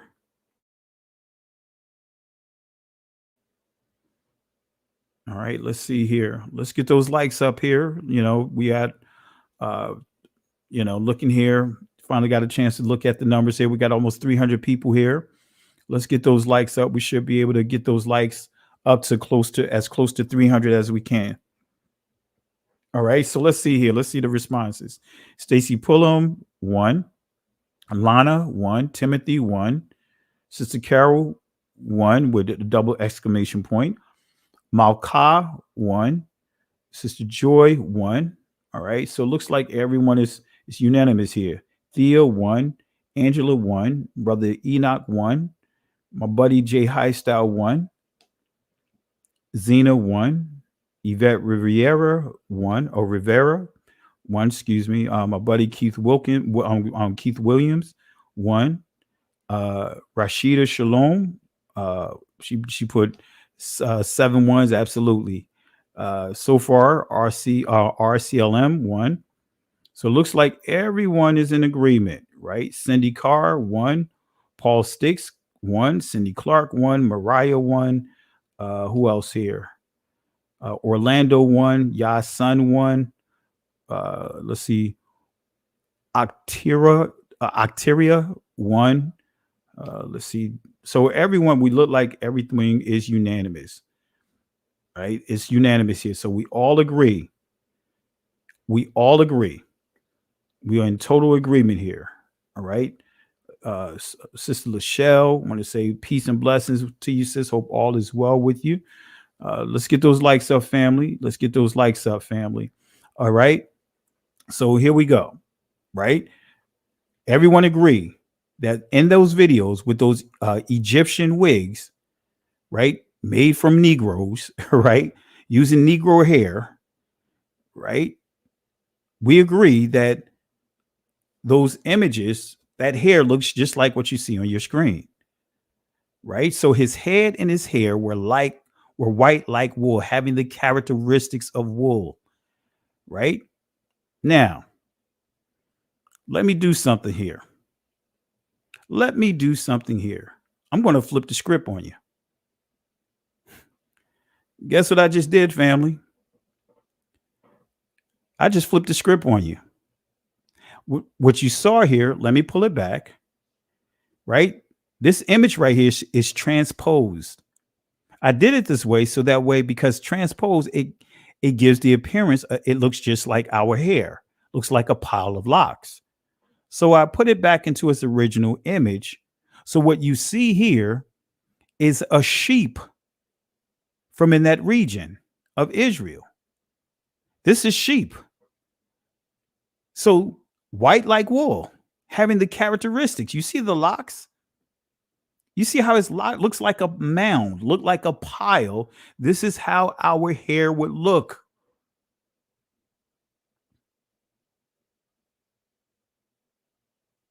I did this purposely.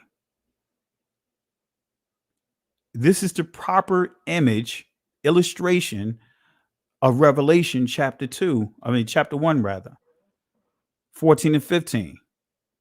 Can't get away from this.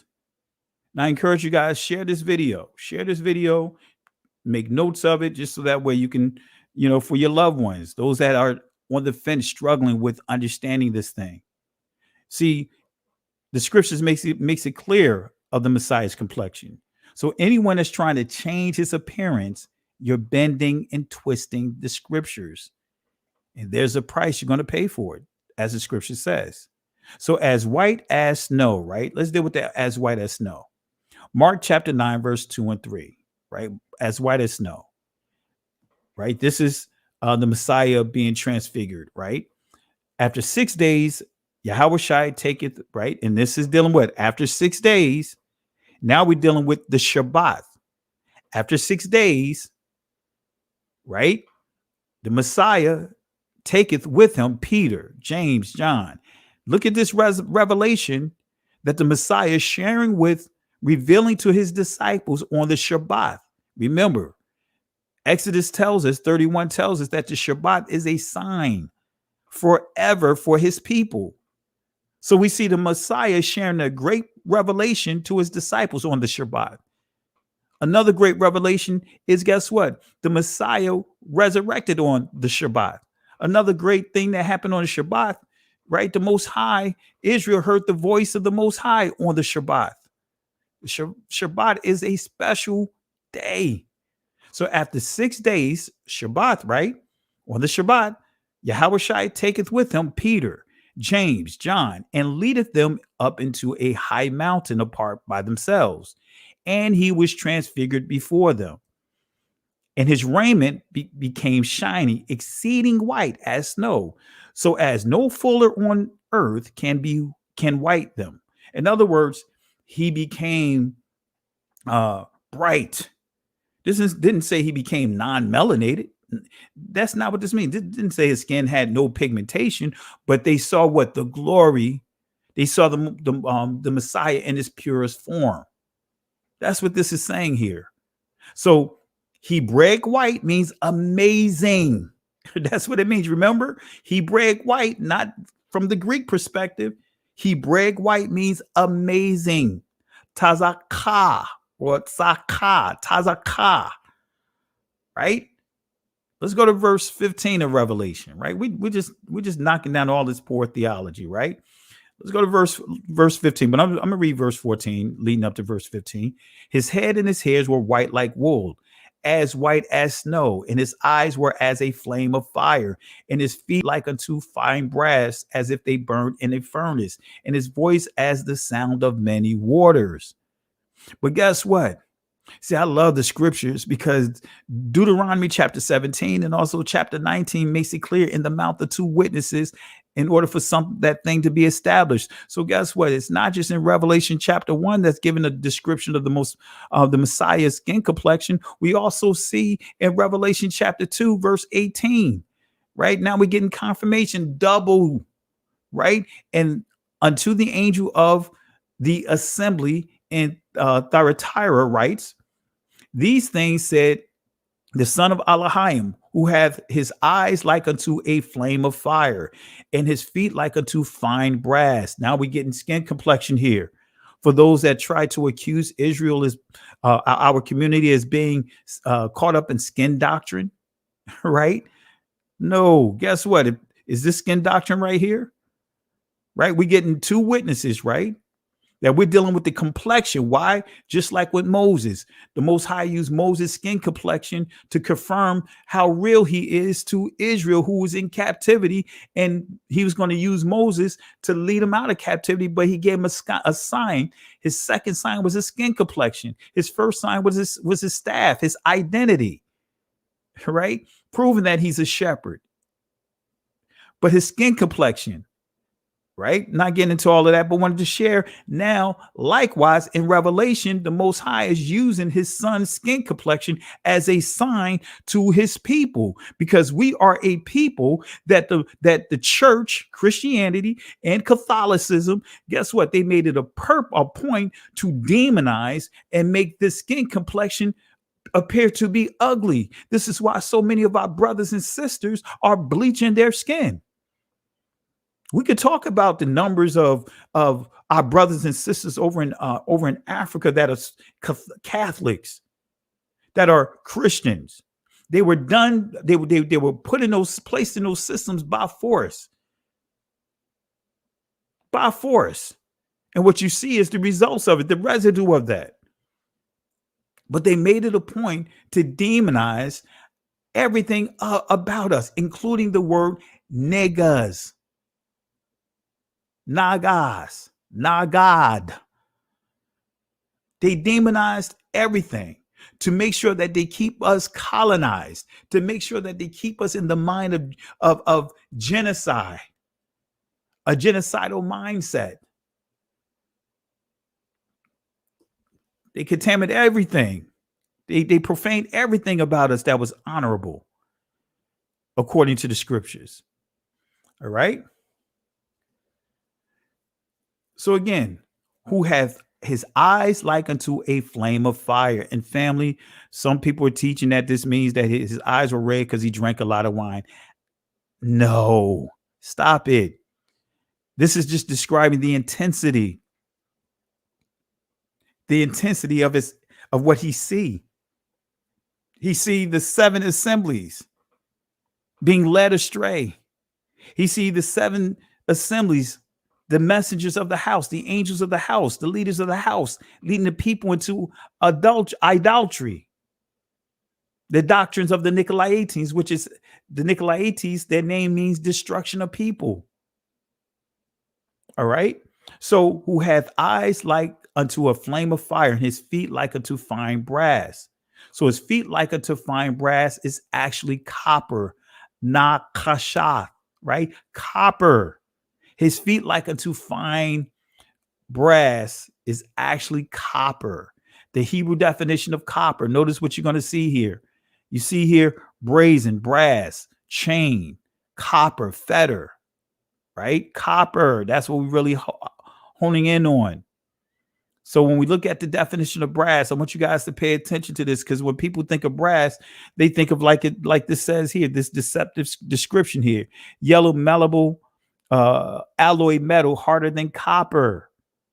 See how they try, just even the psychological definition of this: yellow, malleable, alloy metal, harder than copper, lighter, harder than, tougher, smarter than, dark, right?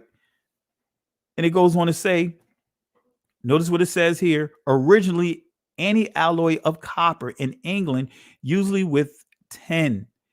This is now called bronze. Later, and in modern use, an alloy of roughly 2 parts copper to 1 part zinc. A mystery word with no known cognates beyond English. Perhaps akin to French brasser, in other words, to brew. It goes on to say, but no, we have brasa from Old Swedish fire, but no sure connection can be made. But it goes on to say itself, right? It says iron itself of obscure origin. It's dealing with this word brass, right? It goes on to say, also tend to be difficult to explain. Guess what? Yeah, when you say brass, it is difficult to explain. As brass was known in early antiquity, the use of the English word in the Bible, right, in Bible translations, likely means bronze.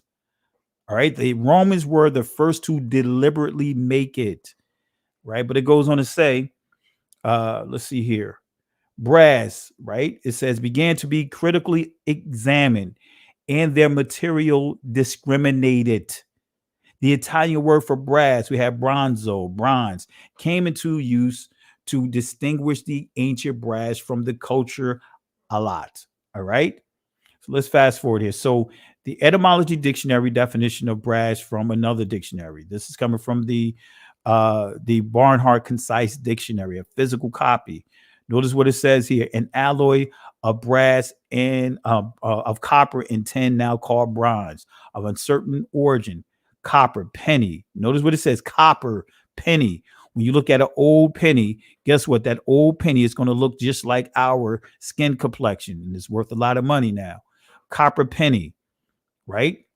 Forward in manner. So that the online dictionary definition of this word is very deceptive, right? This is the Barnhart Concise Dictionary etymology of the word. And you don't see some of those entries here, right? But again, the key here that you didn't see in the entry online is what? Copper penny, okay? So as we saw here, the online etymology dictionary includes yellow, malleable, alloy, metal, harder than copper. And it didn't include the example of the penny in it. So here's a few unknown facts about copper, right? Just real quick, I'm not going to go through all of this. This is dealing with the Statue of Liberty, but I want to highlight something key here. Let me see if I have it here, right? Telling you the initial sketches of the Statue of Liberty. It says loosely based on the Egyptian sketches, but more Greco-Roman, since that was more appropriate for a Western country like the United States. So initially it had sketches having the Statue of Liberty look like an Egyptian, looking like the very slaves that this country enslaved, but were more Greco-Roman, right? Because again, as it says here, was more appropriate for a Western country like the United States. So what was the original color of the Statue of Liberty? Guess what? The original color of the Statue of Liberty, this is going to tell you right here. Let me fast forward here. I don't want to read all of this because of the sake of time. It says, it is true that the original face of the statue was dark in color. However, the material underneath the familiar green finish is copper, which is a dark metal. So the original color of the Statue of Liberty, guess what? It's because it's copper. It was dark. Looks like how a penny looked. But what you see, that green, that erosion, that's not the original color. It was dark, looking just like you and I. So due to exposure to the elements, the statue's head soon turned pitch black, right?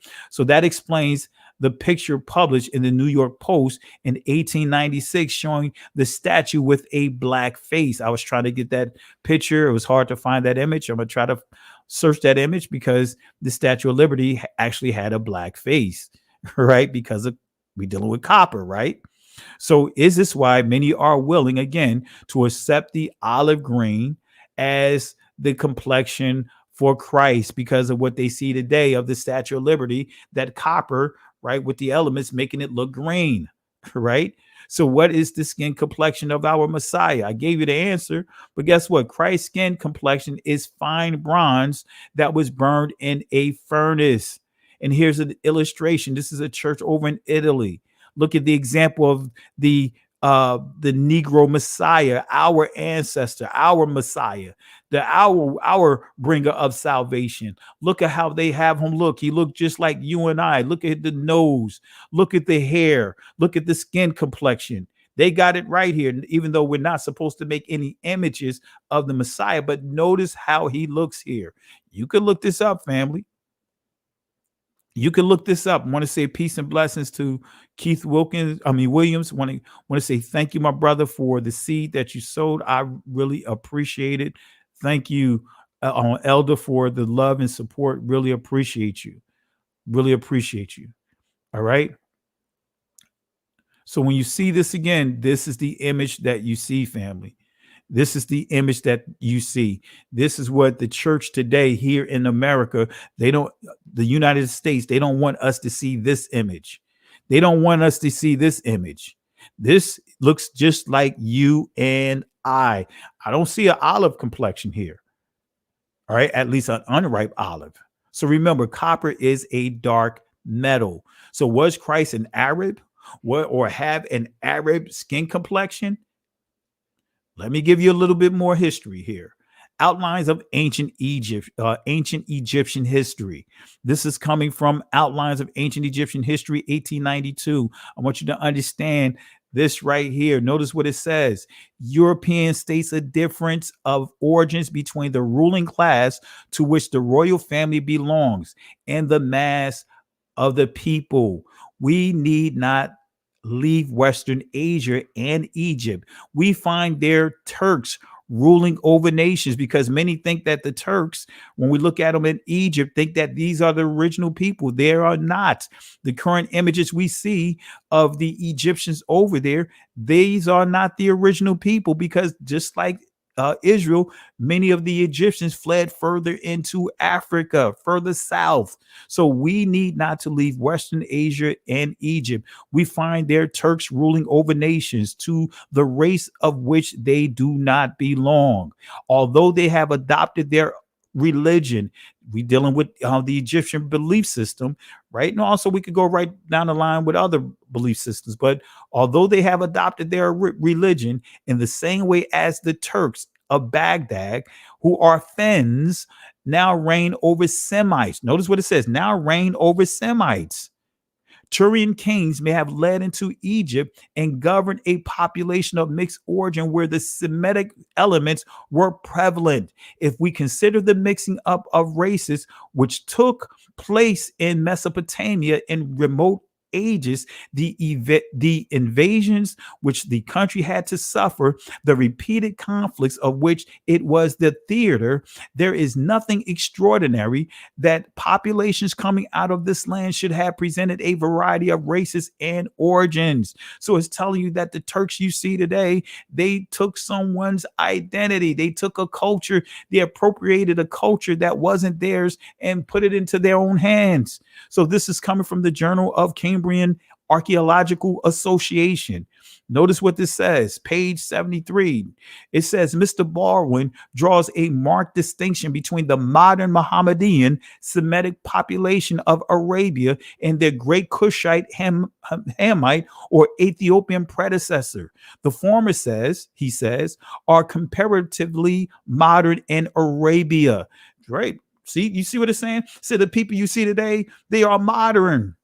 They're not of the ancient origin. They have appropriated the reputation of the old race and have unduly occupied the chief attention of modern scholars. Right? So again, the former, he says, are comparatively modern in Arabia. They have appropriated the reputation of the old race. In other words, the original people. That's why we're going in like this, family. Want to make sure that you have a true understanding and you go back over this and you take your notes and you make sure that you witness to your brothers and sisters. Share this video, share it on your YouTube channel, share it on your Facebook channels. Now let's go back to Revelations. Let's deal with verse 15 because we're going to use verse 15 to put the nail in the coffin. No pun intended. Not trying to deal with the nails on with our Messiah being lynched. But let's focus on verse 15 because we done picked apart verse 14. Let's go to verse 15. And his feet like unto fine brass as if they burnt in a furnace. But the kicker that I really want to hone in on is his voice as the sound of many waters, right? His voice as the sound of many waters. Guess what? In order to explain this text, you need to understand Torah. Let's go to Phineas. This explanation begins with understanding Phineas. Let's go to Exodus chapter 6, verse 25. Let's start understanding Phineas. Eleazar, right, Aaron's son, took him one of the daughters of Pudel, his wife, and she bare him Phineas, Payanakas, or Payanakas, right? That's the ancient pronunciation of Phineas. These are the heads of their fathers of the Levites, right? These are the heads. Ra'ash of their fathers, Abba the Levites, Lawai, right? According to their families, right? Mashpaka. But notice you see Phineas is the son, right? Phineas is in the lineage of Aaron, right? The high priest. So he's the grandson of Aaron, in line with the high priest. Why is this important? Because Aaron is a high priest. Eleazar, high priest. Phineas, guess what? High priest. Phineas was a common name among the priests. 1 Samuel chapter 1, verse 3. Here we go. And this man went up out of his city yearly to worship and sacrifice unto Yahweh of hosts in Shiloh. And the two sons of Eli, Hophni, notice what we see, Phineas, Payanakas, the priests of Yahweh were there. We see it again, Phineas, right? So let's go to the Eastern Bible Dictionary definition of Phineas, because we're going to use Phineas to literally shut the doors, to shut down anyone that tried to say that, guess what, that the Messiah was Caucasian. I'm going to prove with this portion of Revelation that the Messiah looks just like you and I. Here we go, family, with the word Phineas. Let's see what the Eastern Bible Dictionary says. This is the 1897. Phineas, mouth of brass, right? Mouth of brass. But notice what it says. Or from old Egypt. But notice what it says. Phineas, mouth of brass. The Negro. Wait a minute. What did I just say? Phineas, the mouth of brass. The Negro. What? Let me say it one more time. Phineas, mouth of brass, the Negro. What? Family is right in front of you. It's right in front of you. It's right in front of you.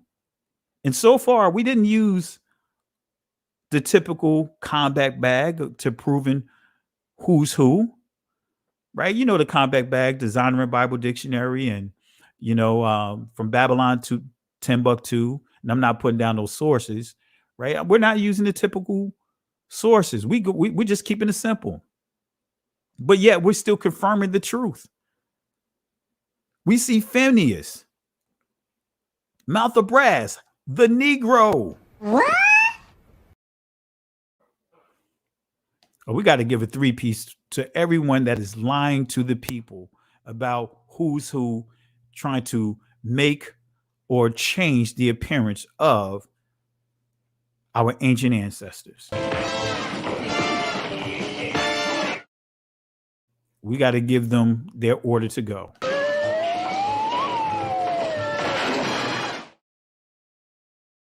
We got to give them the garbage can. We got to take the trash out.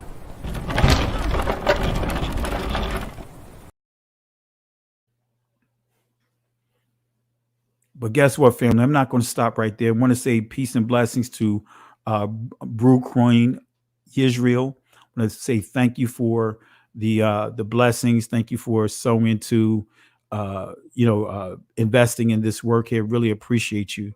Thank you again, my sister. Thank you. Appreciate you. All right. And so, family, it's right here, family. It is right here. It is right here. It's right here. Almost make me want to go into the DMX voice. Right here. What? What we gonna do? We're right here. We not going anywhere. We're right here. Bring it. What? Y'all know what I'm talking about? Right here, family. It's right here. It is right here. It is right here. I got J Style laughing here, right? It's right here, family. We cannot get away from it. We cannot get away from it. But let's go ahead and we got a little bit more to go here, but let's go ahead and wrap this up here. So we see Phineas, mouth of brass, right? The Negro, son of Eleazar, the high priest. While yet a youth, he distinguished himself at Shittim by his zeal against the immorality into which the Moabites had tempted the people, right? And we're gonna touch on this here. So Phineas the Negro, right? Phineas, mouth of brass, because we're gonna deal with the mouth of brass, because guess what? This is tying into Revelation chapter 1, verse 15. The voice, the sound of many waters. I hope y'all grab hold of this. Phineas means mouth of brass, the Negro. Right? The Hebrew definition of Phineas, right? Mouth of a serpent. Now, this is not saying deception. This is saying that judgment, right? That's what it means here. Mouth of a serpent, judgment. And notice what it says, the name of 3 Israelites. And those Israelites are high priests. Those Israelites are from the Levitical priesthood. So that tells you that just dealing with the Levites alone tells us that the Levites were Negroes. Hello, Limba. Too easy, right? Too easy. It says here, it gives some list here. It says, gives a list here. It says, son of Eleazar. It says here, a priest and the son of Eli, which we already covered. The father of a helper of Ezra. Okay. So Phineas means the mouth of brass, the mouth of the serpent. So let's go to Numbers chapter 25, verse 13. Notice what it says. And he shall have it, and his seed after him, even the covenant of an everlasting priesthood, because he was zealous for Elohim and made an atonement for the children of Israel. Right? So his zealousness for Yahweh averted a plague on Israel. Now let me explain this here. Right? When we go to Numbers 25, verse 1 through 3, we want to explain this. And Israel abode in Shittim, and the people began to commit whoredom with the daughters of Moab, and they called the people into the sacrifices, right? Zabak, right? They began to slaughter. They began to do sacrifices like of goats and those things that goes against the things in the Most High. And it says, and the people did eat and bow down to their gods. In other words, they began to eat swine, because those are the foods of those gods, those deities. They began to eat rodents. Those are those foods, those things of those deities. The Most High made it clear we're not to eat swine. We're not to eat rodents. We're not to eat certain fishes. We're not to eat roadkill. We're not to eat birds of prey. Right? That's the law. So they called the people into the sacrifices of their deities, and the people did eat and bow down to their deities. And Israel joined himself unto Baal Peor, right? Baal Pa'awar, right? And the anger of Yahweh was kindled against Israel. Israel was camped in the plains of Moab, just giving you an explanation here, along the river Jordan, or the Jordan River, right across from the great city of Jericho. So the area was called Shittim. But Balaam, or Balaam, he was a false prophet. He was a diviner rather, a sorcerer who was unable to call down a curse upon Israel. And so he came up with a plan, a very satanic plan. Balaam suggested to the king of Moab to have the Moabite women seduce the Israelite men into sexual perversions, just like we see today. Many of our brothers and sisters, right, are getting into perversion by getting into these other cultures, that having relationships, inappropriate relationships with other cultures. That's just a fact. Have you noticed that more and more we see on television, we see mixed cultures, mixed marriages? And for the most part, it's our community, right? This is what we're seeing here. Balaam suggested to the king of Moab to have the Moabite women seduce the Israelite men into sexual perversions, right? And this is not racism when you choose to stay within your community, because the Israelites were encouraged to what? Stay within the community. Samson, he got in trouble for what? Going outside the community and marrying a Philistine woman. He also had an inappropriate relationship with a prostitute, a Philistine prostitute. He also had an inappropriate relationship with with Delilah, who was a Philistine. All right.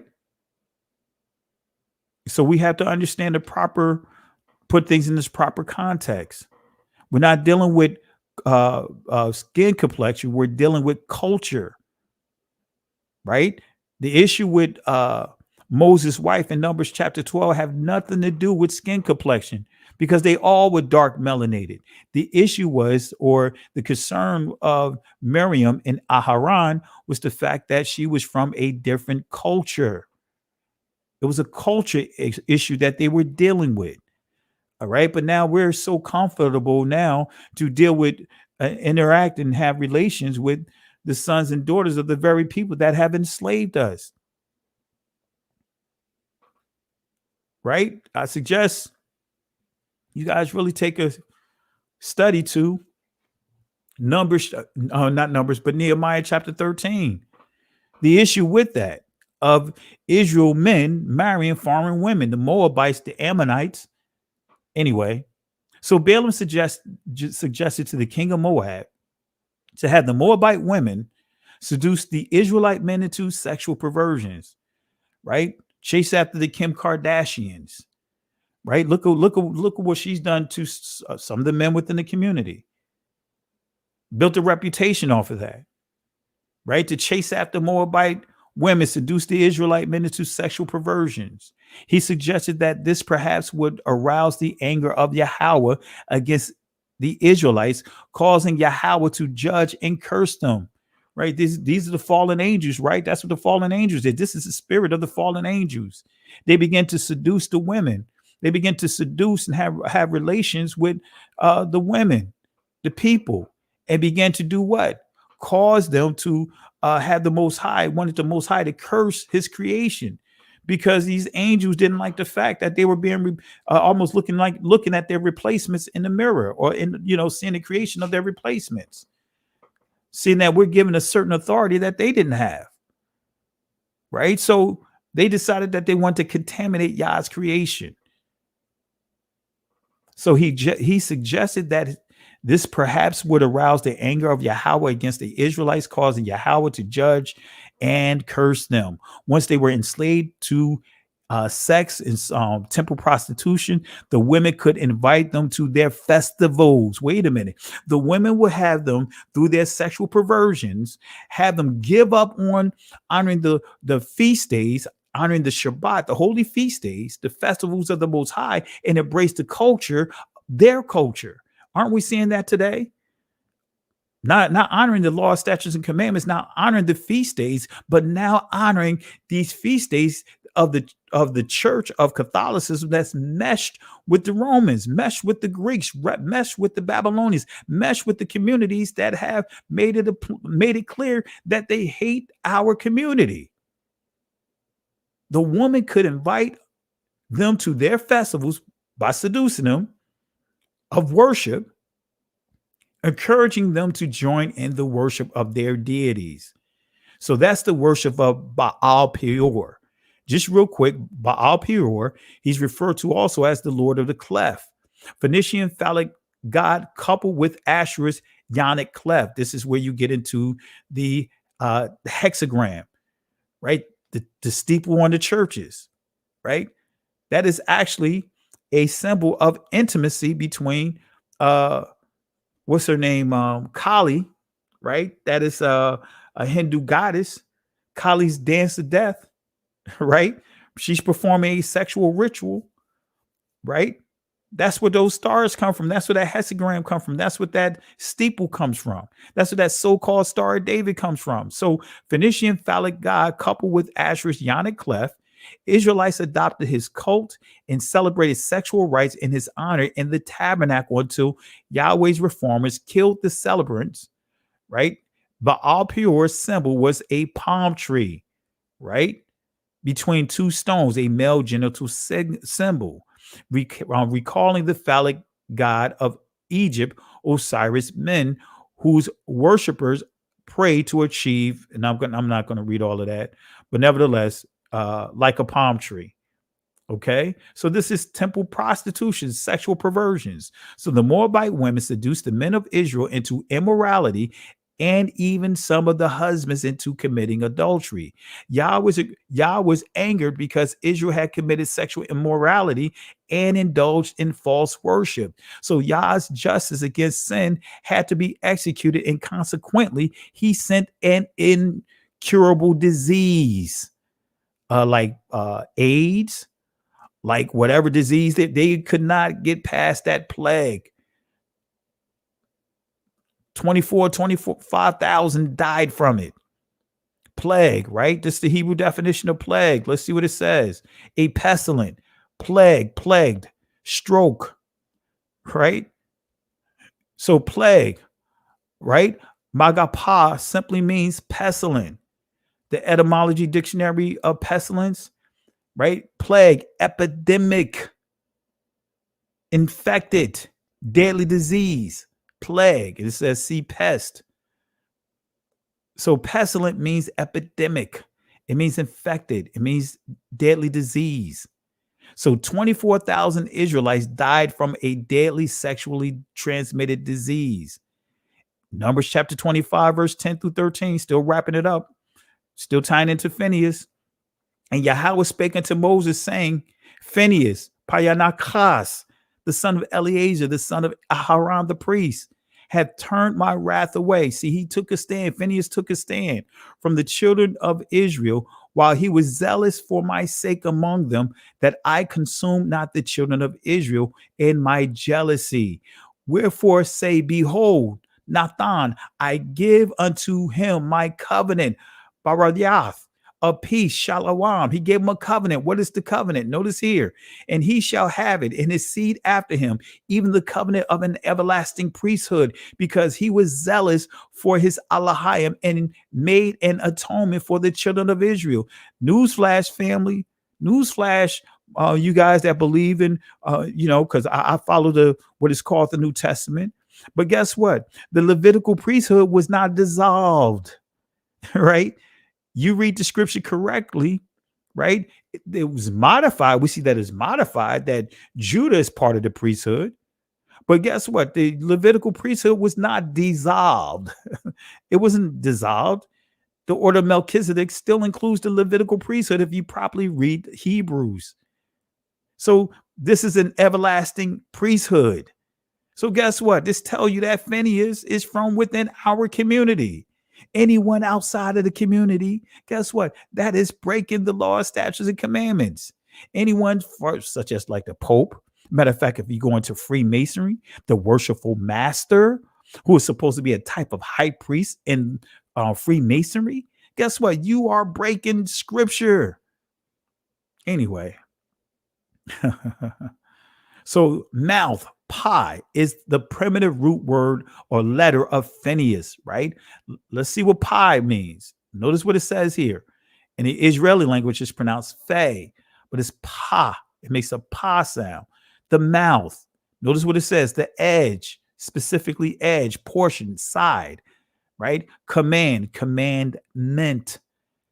Say, saying, sentence, talk. Two-edge, that's the kicker, two-edge. Now we're dealing with judgment as well. Notice what it says. Mouth, pi or pia means mouth, saying, sentence, speech, talk, two-edge. So when we go to Hebrews chapter 4, verse 12, notice what it says here.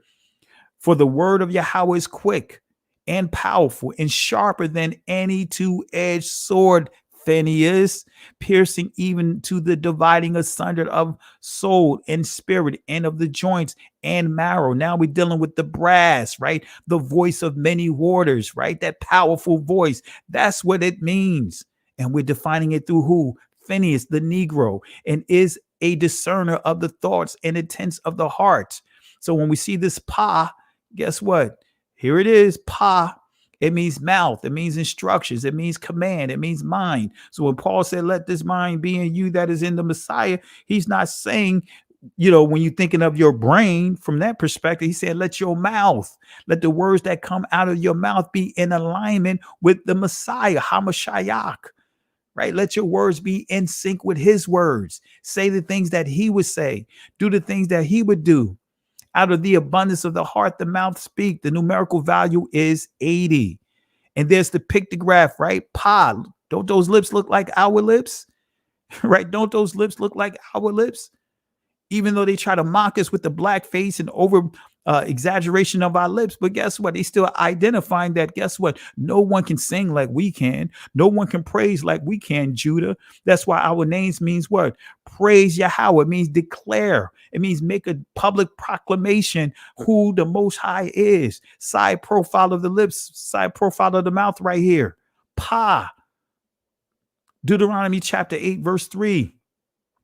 The very things that the Messiah quoted, right? And he humbled thee and suffered thee to hunger and fed thee with manna, which thou knewest not, neither did thy fathers know, and that he might make thee know that man doeth not live by bread alone, but by every word that proceedeth out of the mouth of Yah, Pi or Pia, of Yahweh doeth man live.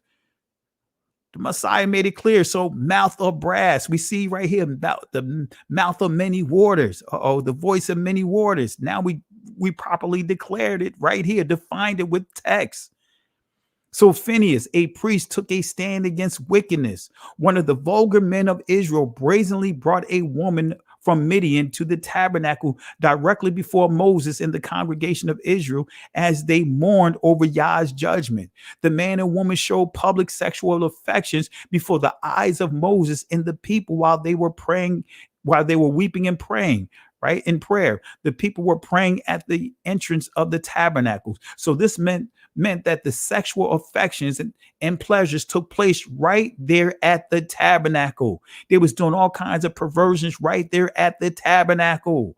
Aren't we seeing these behaviors in the church right now? Out of zeal for Yah's holiness, Phineas, right, himself slayed the blasphemous man and the pagan, the woman, this immoral woman. As a result, Yah's wrath was appeased, and this stopped the plague. So in his voice as the sound of many waters, going back to here. So Phineas, the Negro's mouth of brass. See, this represents the authority of the Messiah, Christ, the Negro Messiah, as he rebuked, convict, and bring forth judgment. And as we see the 7 churches who are indulging, or not churches, assemblies. I don't like to use the word church. It's assemblies of the witnesses, or should I say the assembly, Quahal of witnesses, Idath of Israel, Yashara'al, right? Who these angels, Malak, right? Who are leading the people astray. So represents the authority of Christ, the Negro Messiah, as he rebuke, convict, and bring forth judgment. So did the Messiah have green skin? No. Did the Messiah have a sick type of skin? No. So guess what? To all those that are coming with this nonsense, stop worshiping Martians, right? Stop worshiping Martians. Stop worshiping that foolishness and get in sync, get in alignment with what the text actually says. That's it, family. That is it. That's the whole entire lesson right there. That's the entire lesson right there. Right. And I want to say peace and blessings. I appreciate I didn't see this. This here. I want to say Chris Selly. Want to say thank you for the donation. Actually, I don't even like to say donation. Thank you for the investment. Thank you for the contribution to the works that we're doing here. Really appreciate you. Thank you for the love and support. Really appreciate you. All right. So family, that's it right there.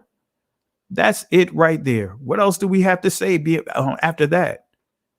We proved with those 2 scriptures, I properly gave you the proper understanding, the proper context of Revelation chapter 1, verse 14 and 15. So let's go ahead and just do a couple of things before we wrap up. Let's give the garbage can to these leaders, these teachers that's in the church, and some outside the church that are teaching this poor doctrine, teaching another Messiah.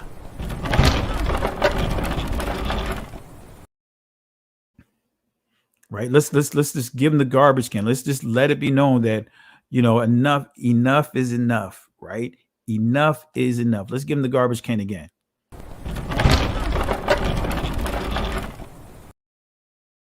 Let's give a 3-piece to some of this foolishness out here.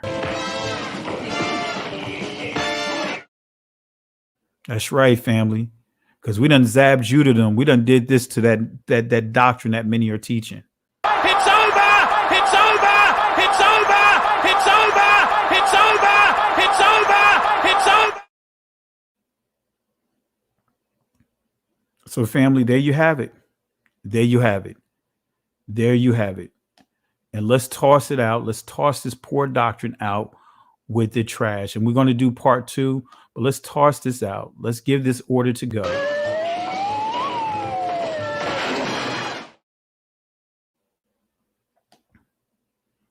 Let's give that order to go. Matter of fact, let's let Afro Thunder give his words.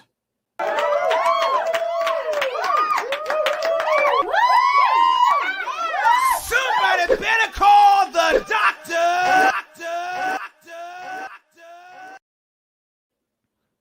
Phineas, let Phineas use that mouth of brass. Hallelujah.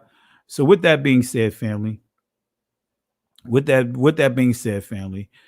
the words of Moses, as he had to give encouraging words to Israel because of what they were going through in Exodus chapter 14, verse 13 and 14, coming out of Egypt. And there was at a dead end, what appeared to be a dead end. Their past was coming up behind them. The Egyptians didn't want to let them go. They felt like they were in the dead end, that they were stagnant, that they were at a standstill, and they began to complain. They began to panic. And Moses had to say to them to reassure them. He had to say to them, fear ye not, stand still, and see the salvation of Yahweh. These Egyptians that you see here today, you will never have to deal with them ever again. Whatever strongholds you're dealing with, family, we know we have a community stronghold as a whole, but if you have any individual strongholds, that stronghold don't ever have to have power over you again. No matter what it is, whether it's depression, low self-esteem, financial issues, employment issues, relationship issues, whatever it may be, will never have power over you again. You know why? The Most High will fight for you. But here's the kicker. You have to hold your peace. You have to learn how to be quiet.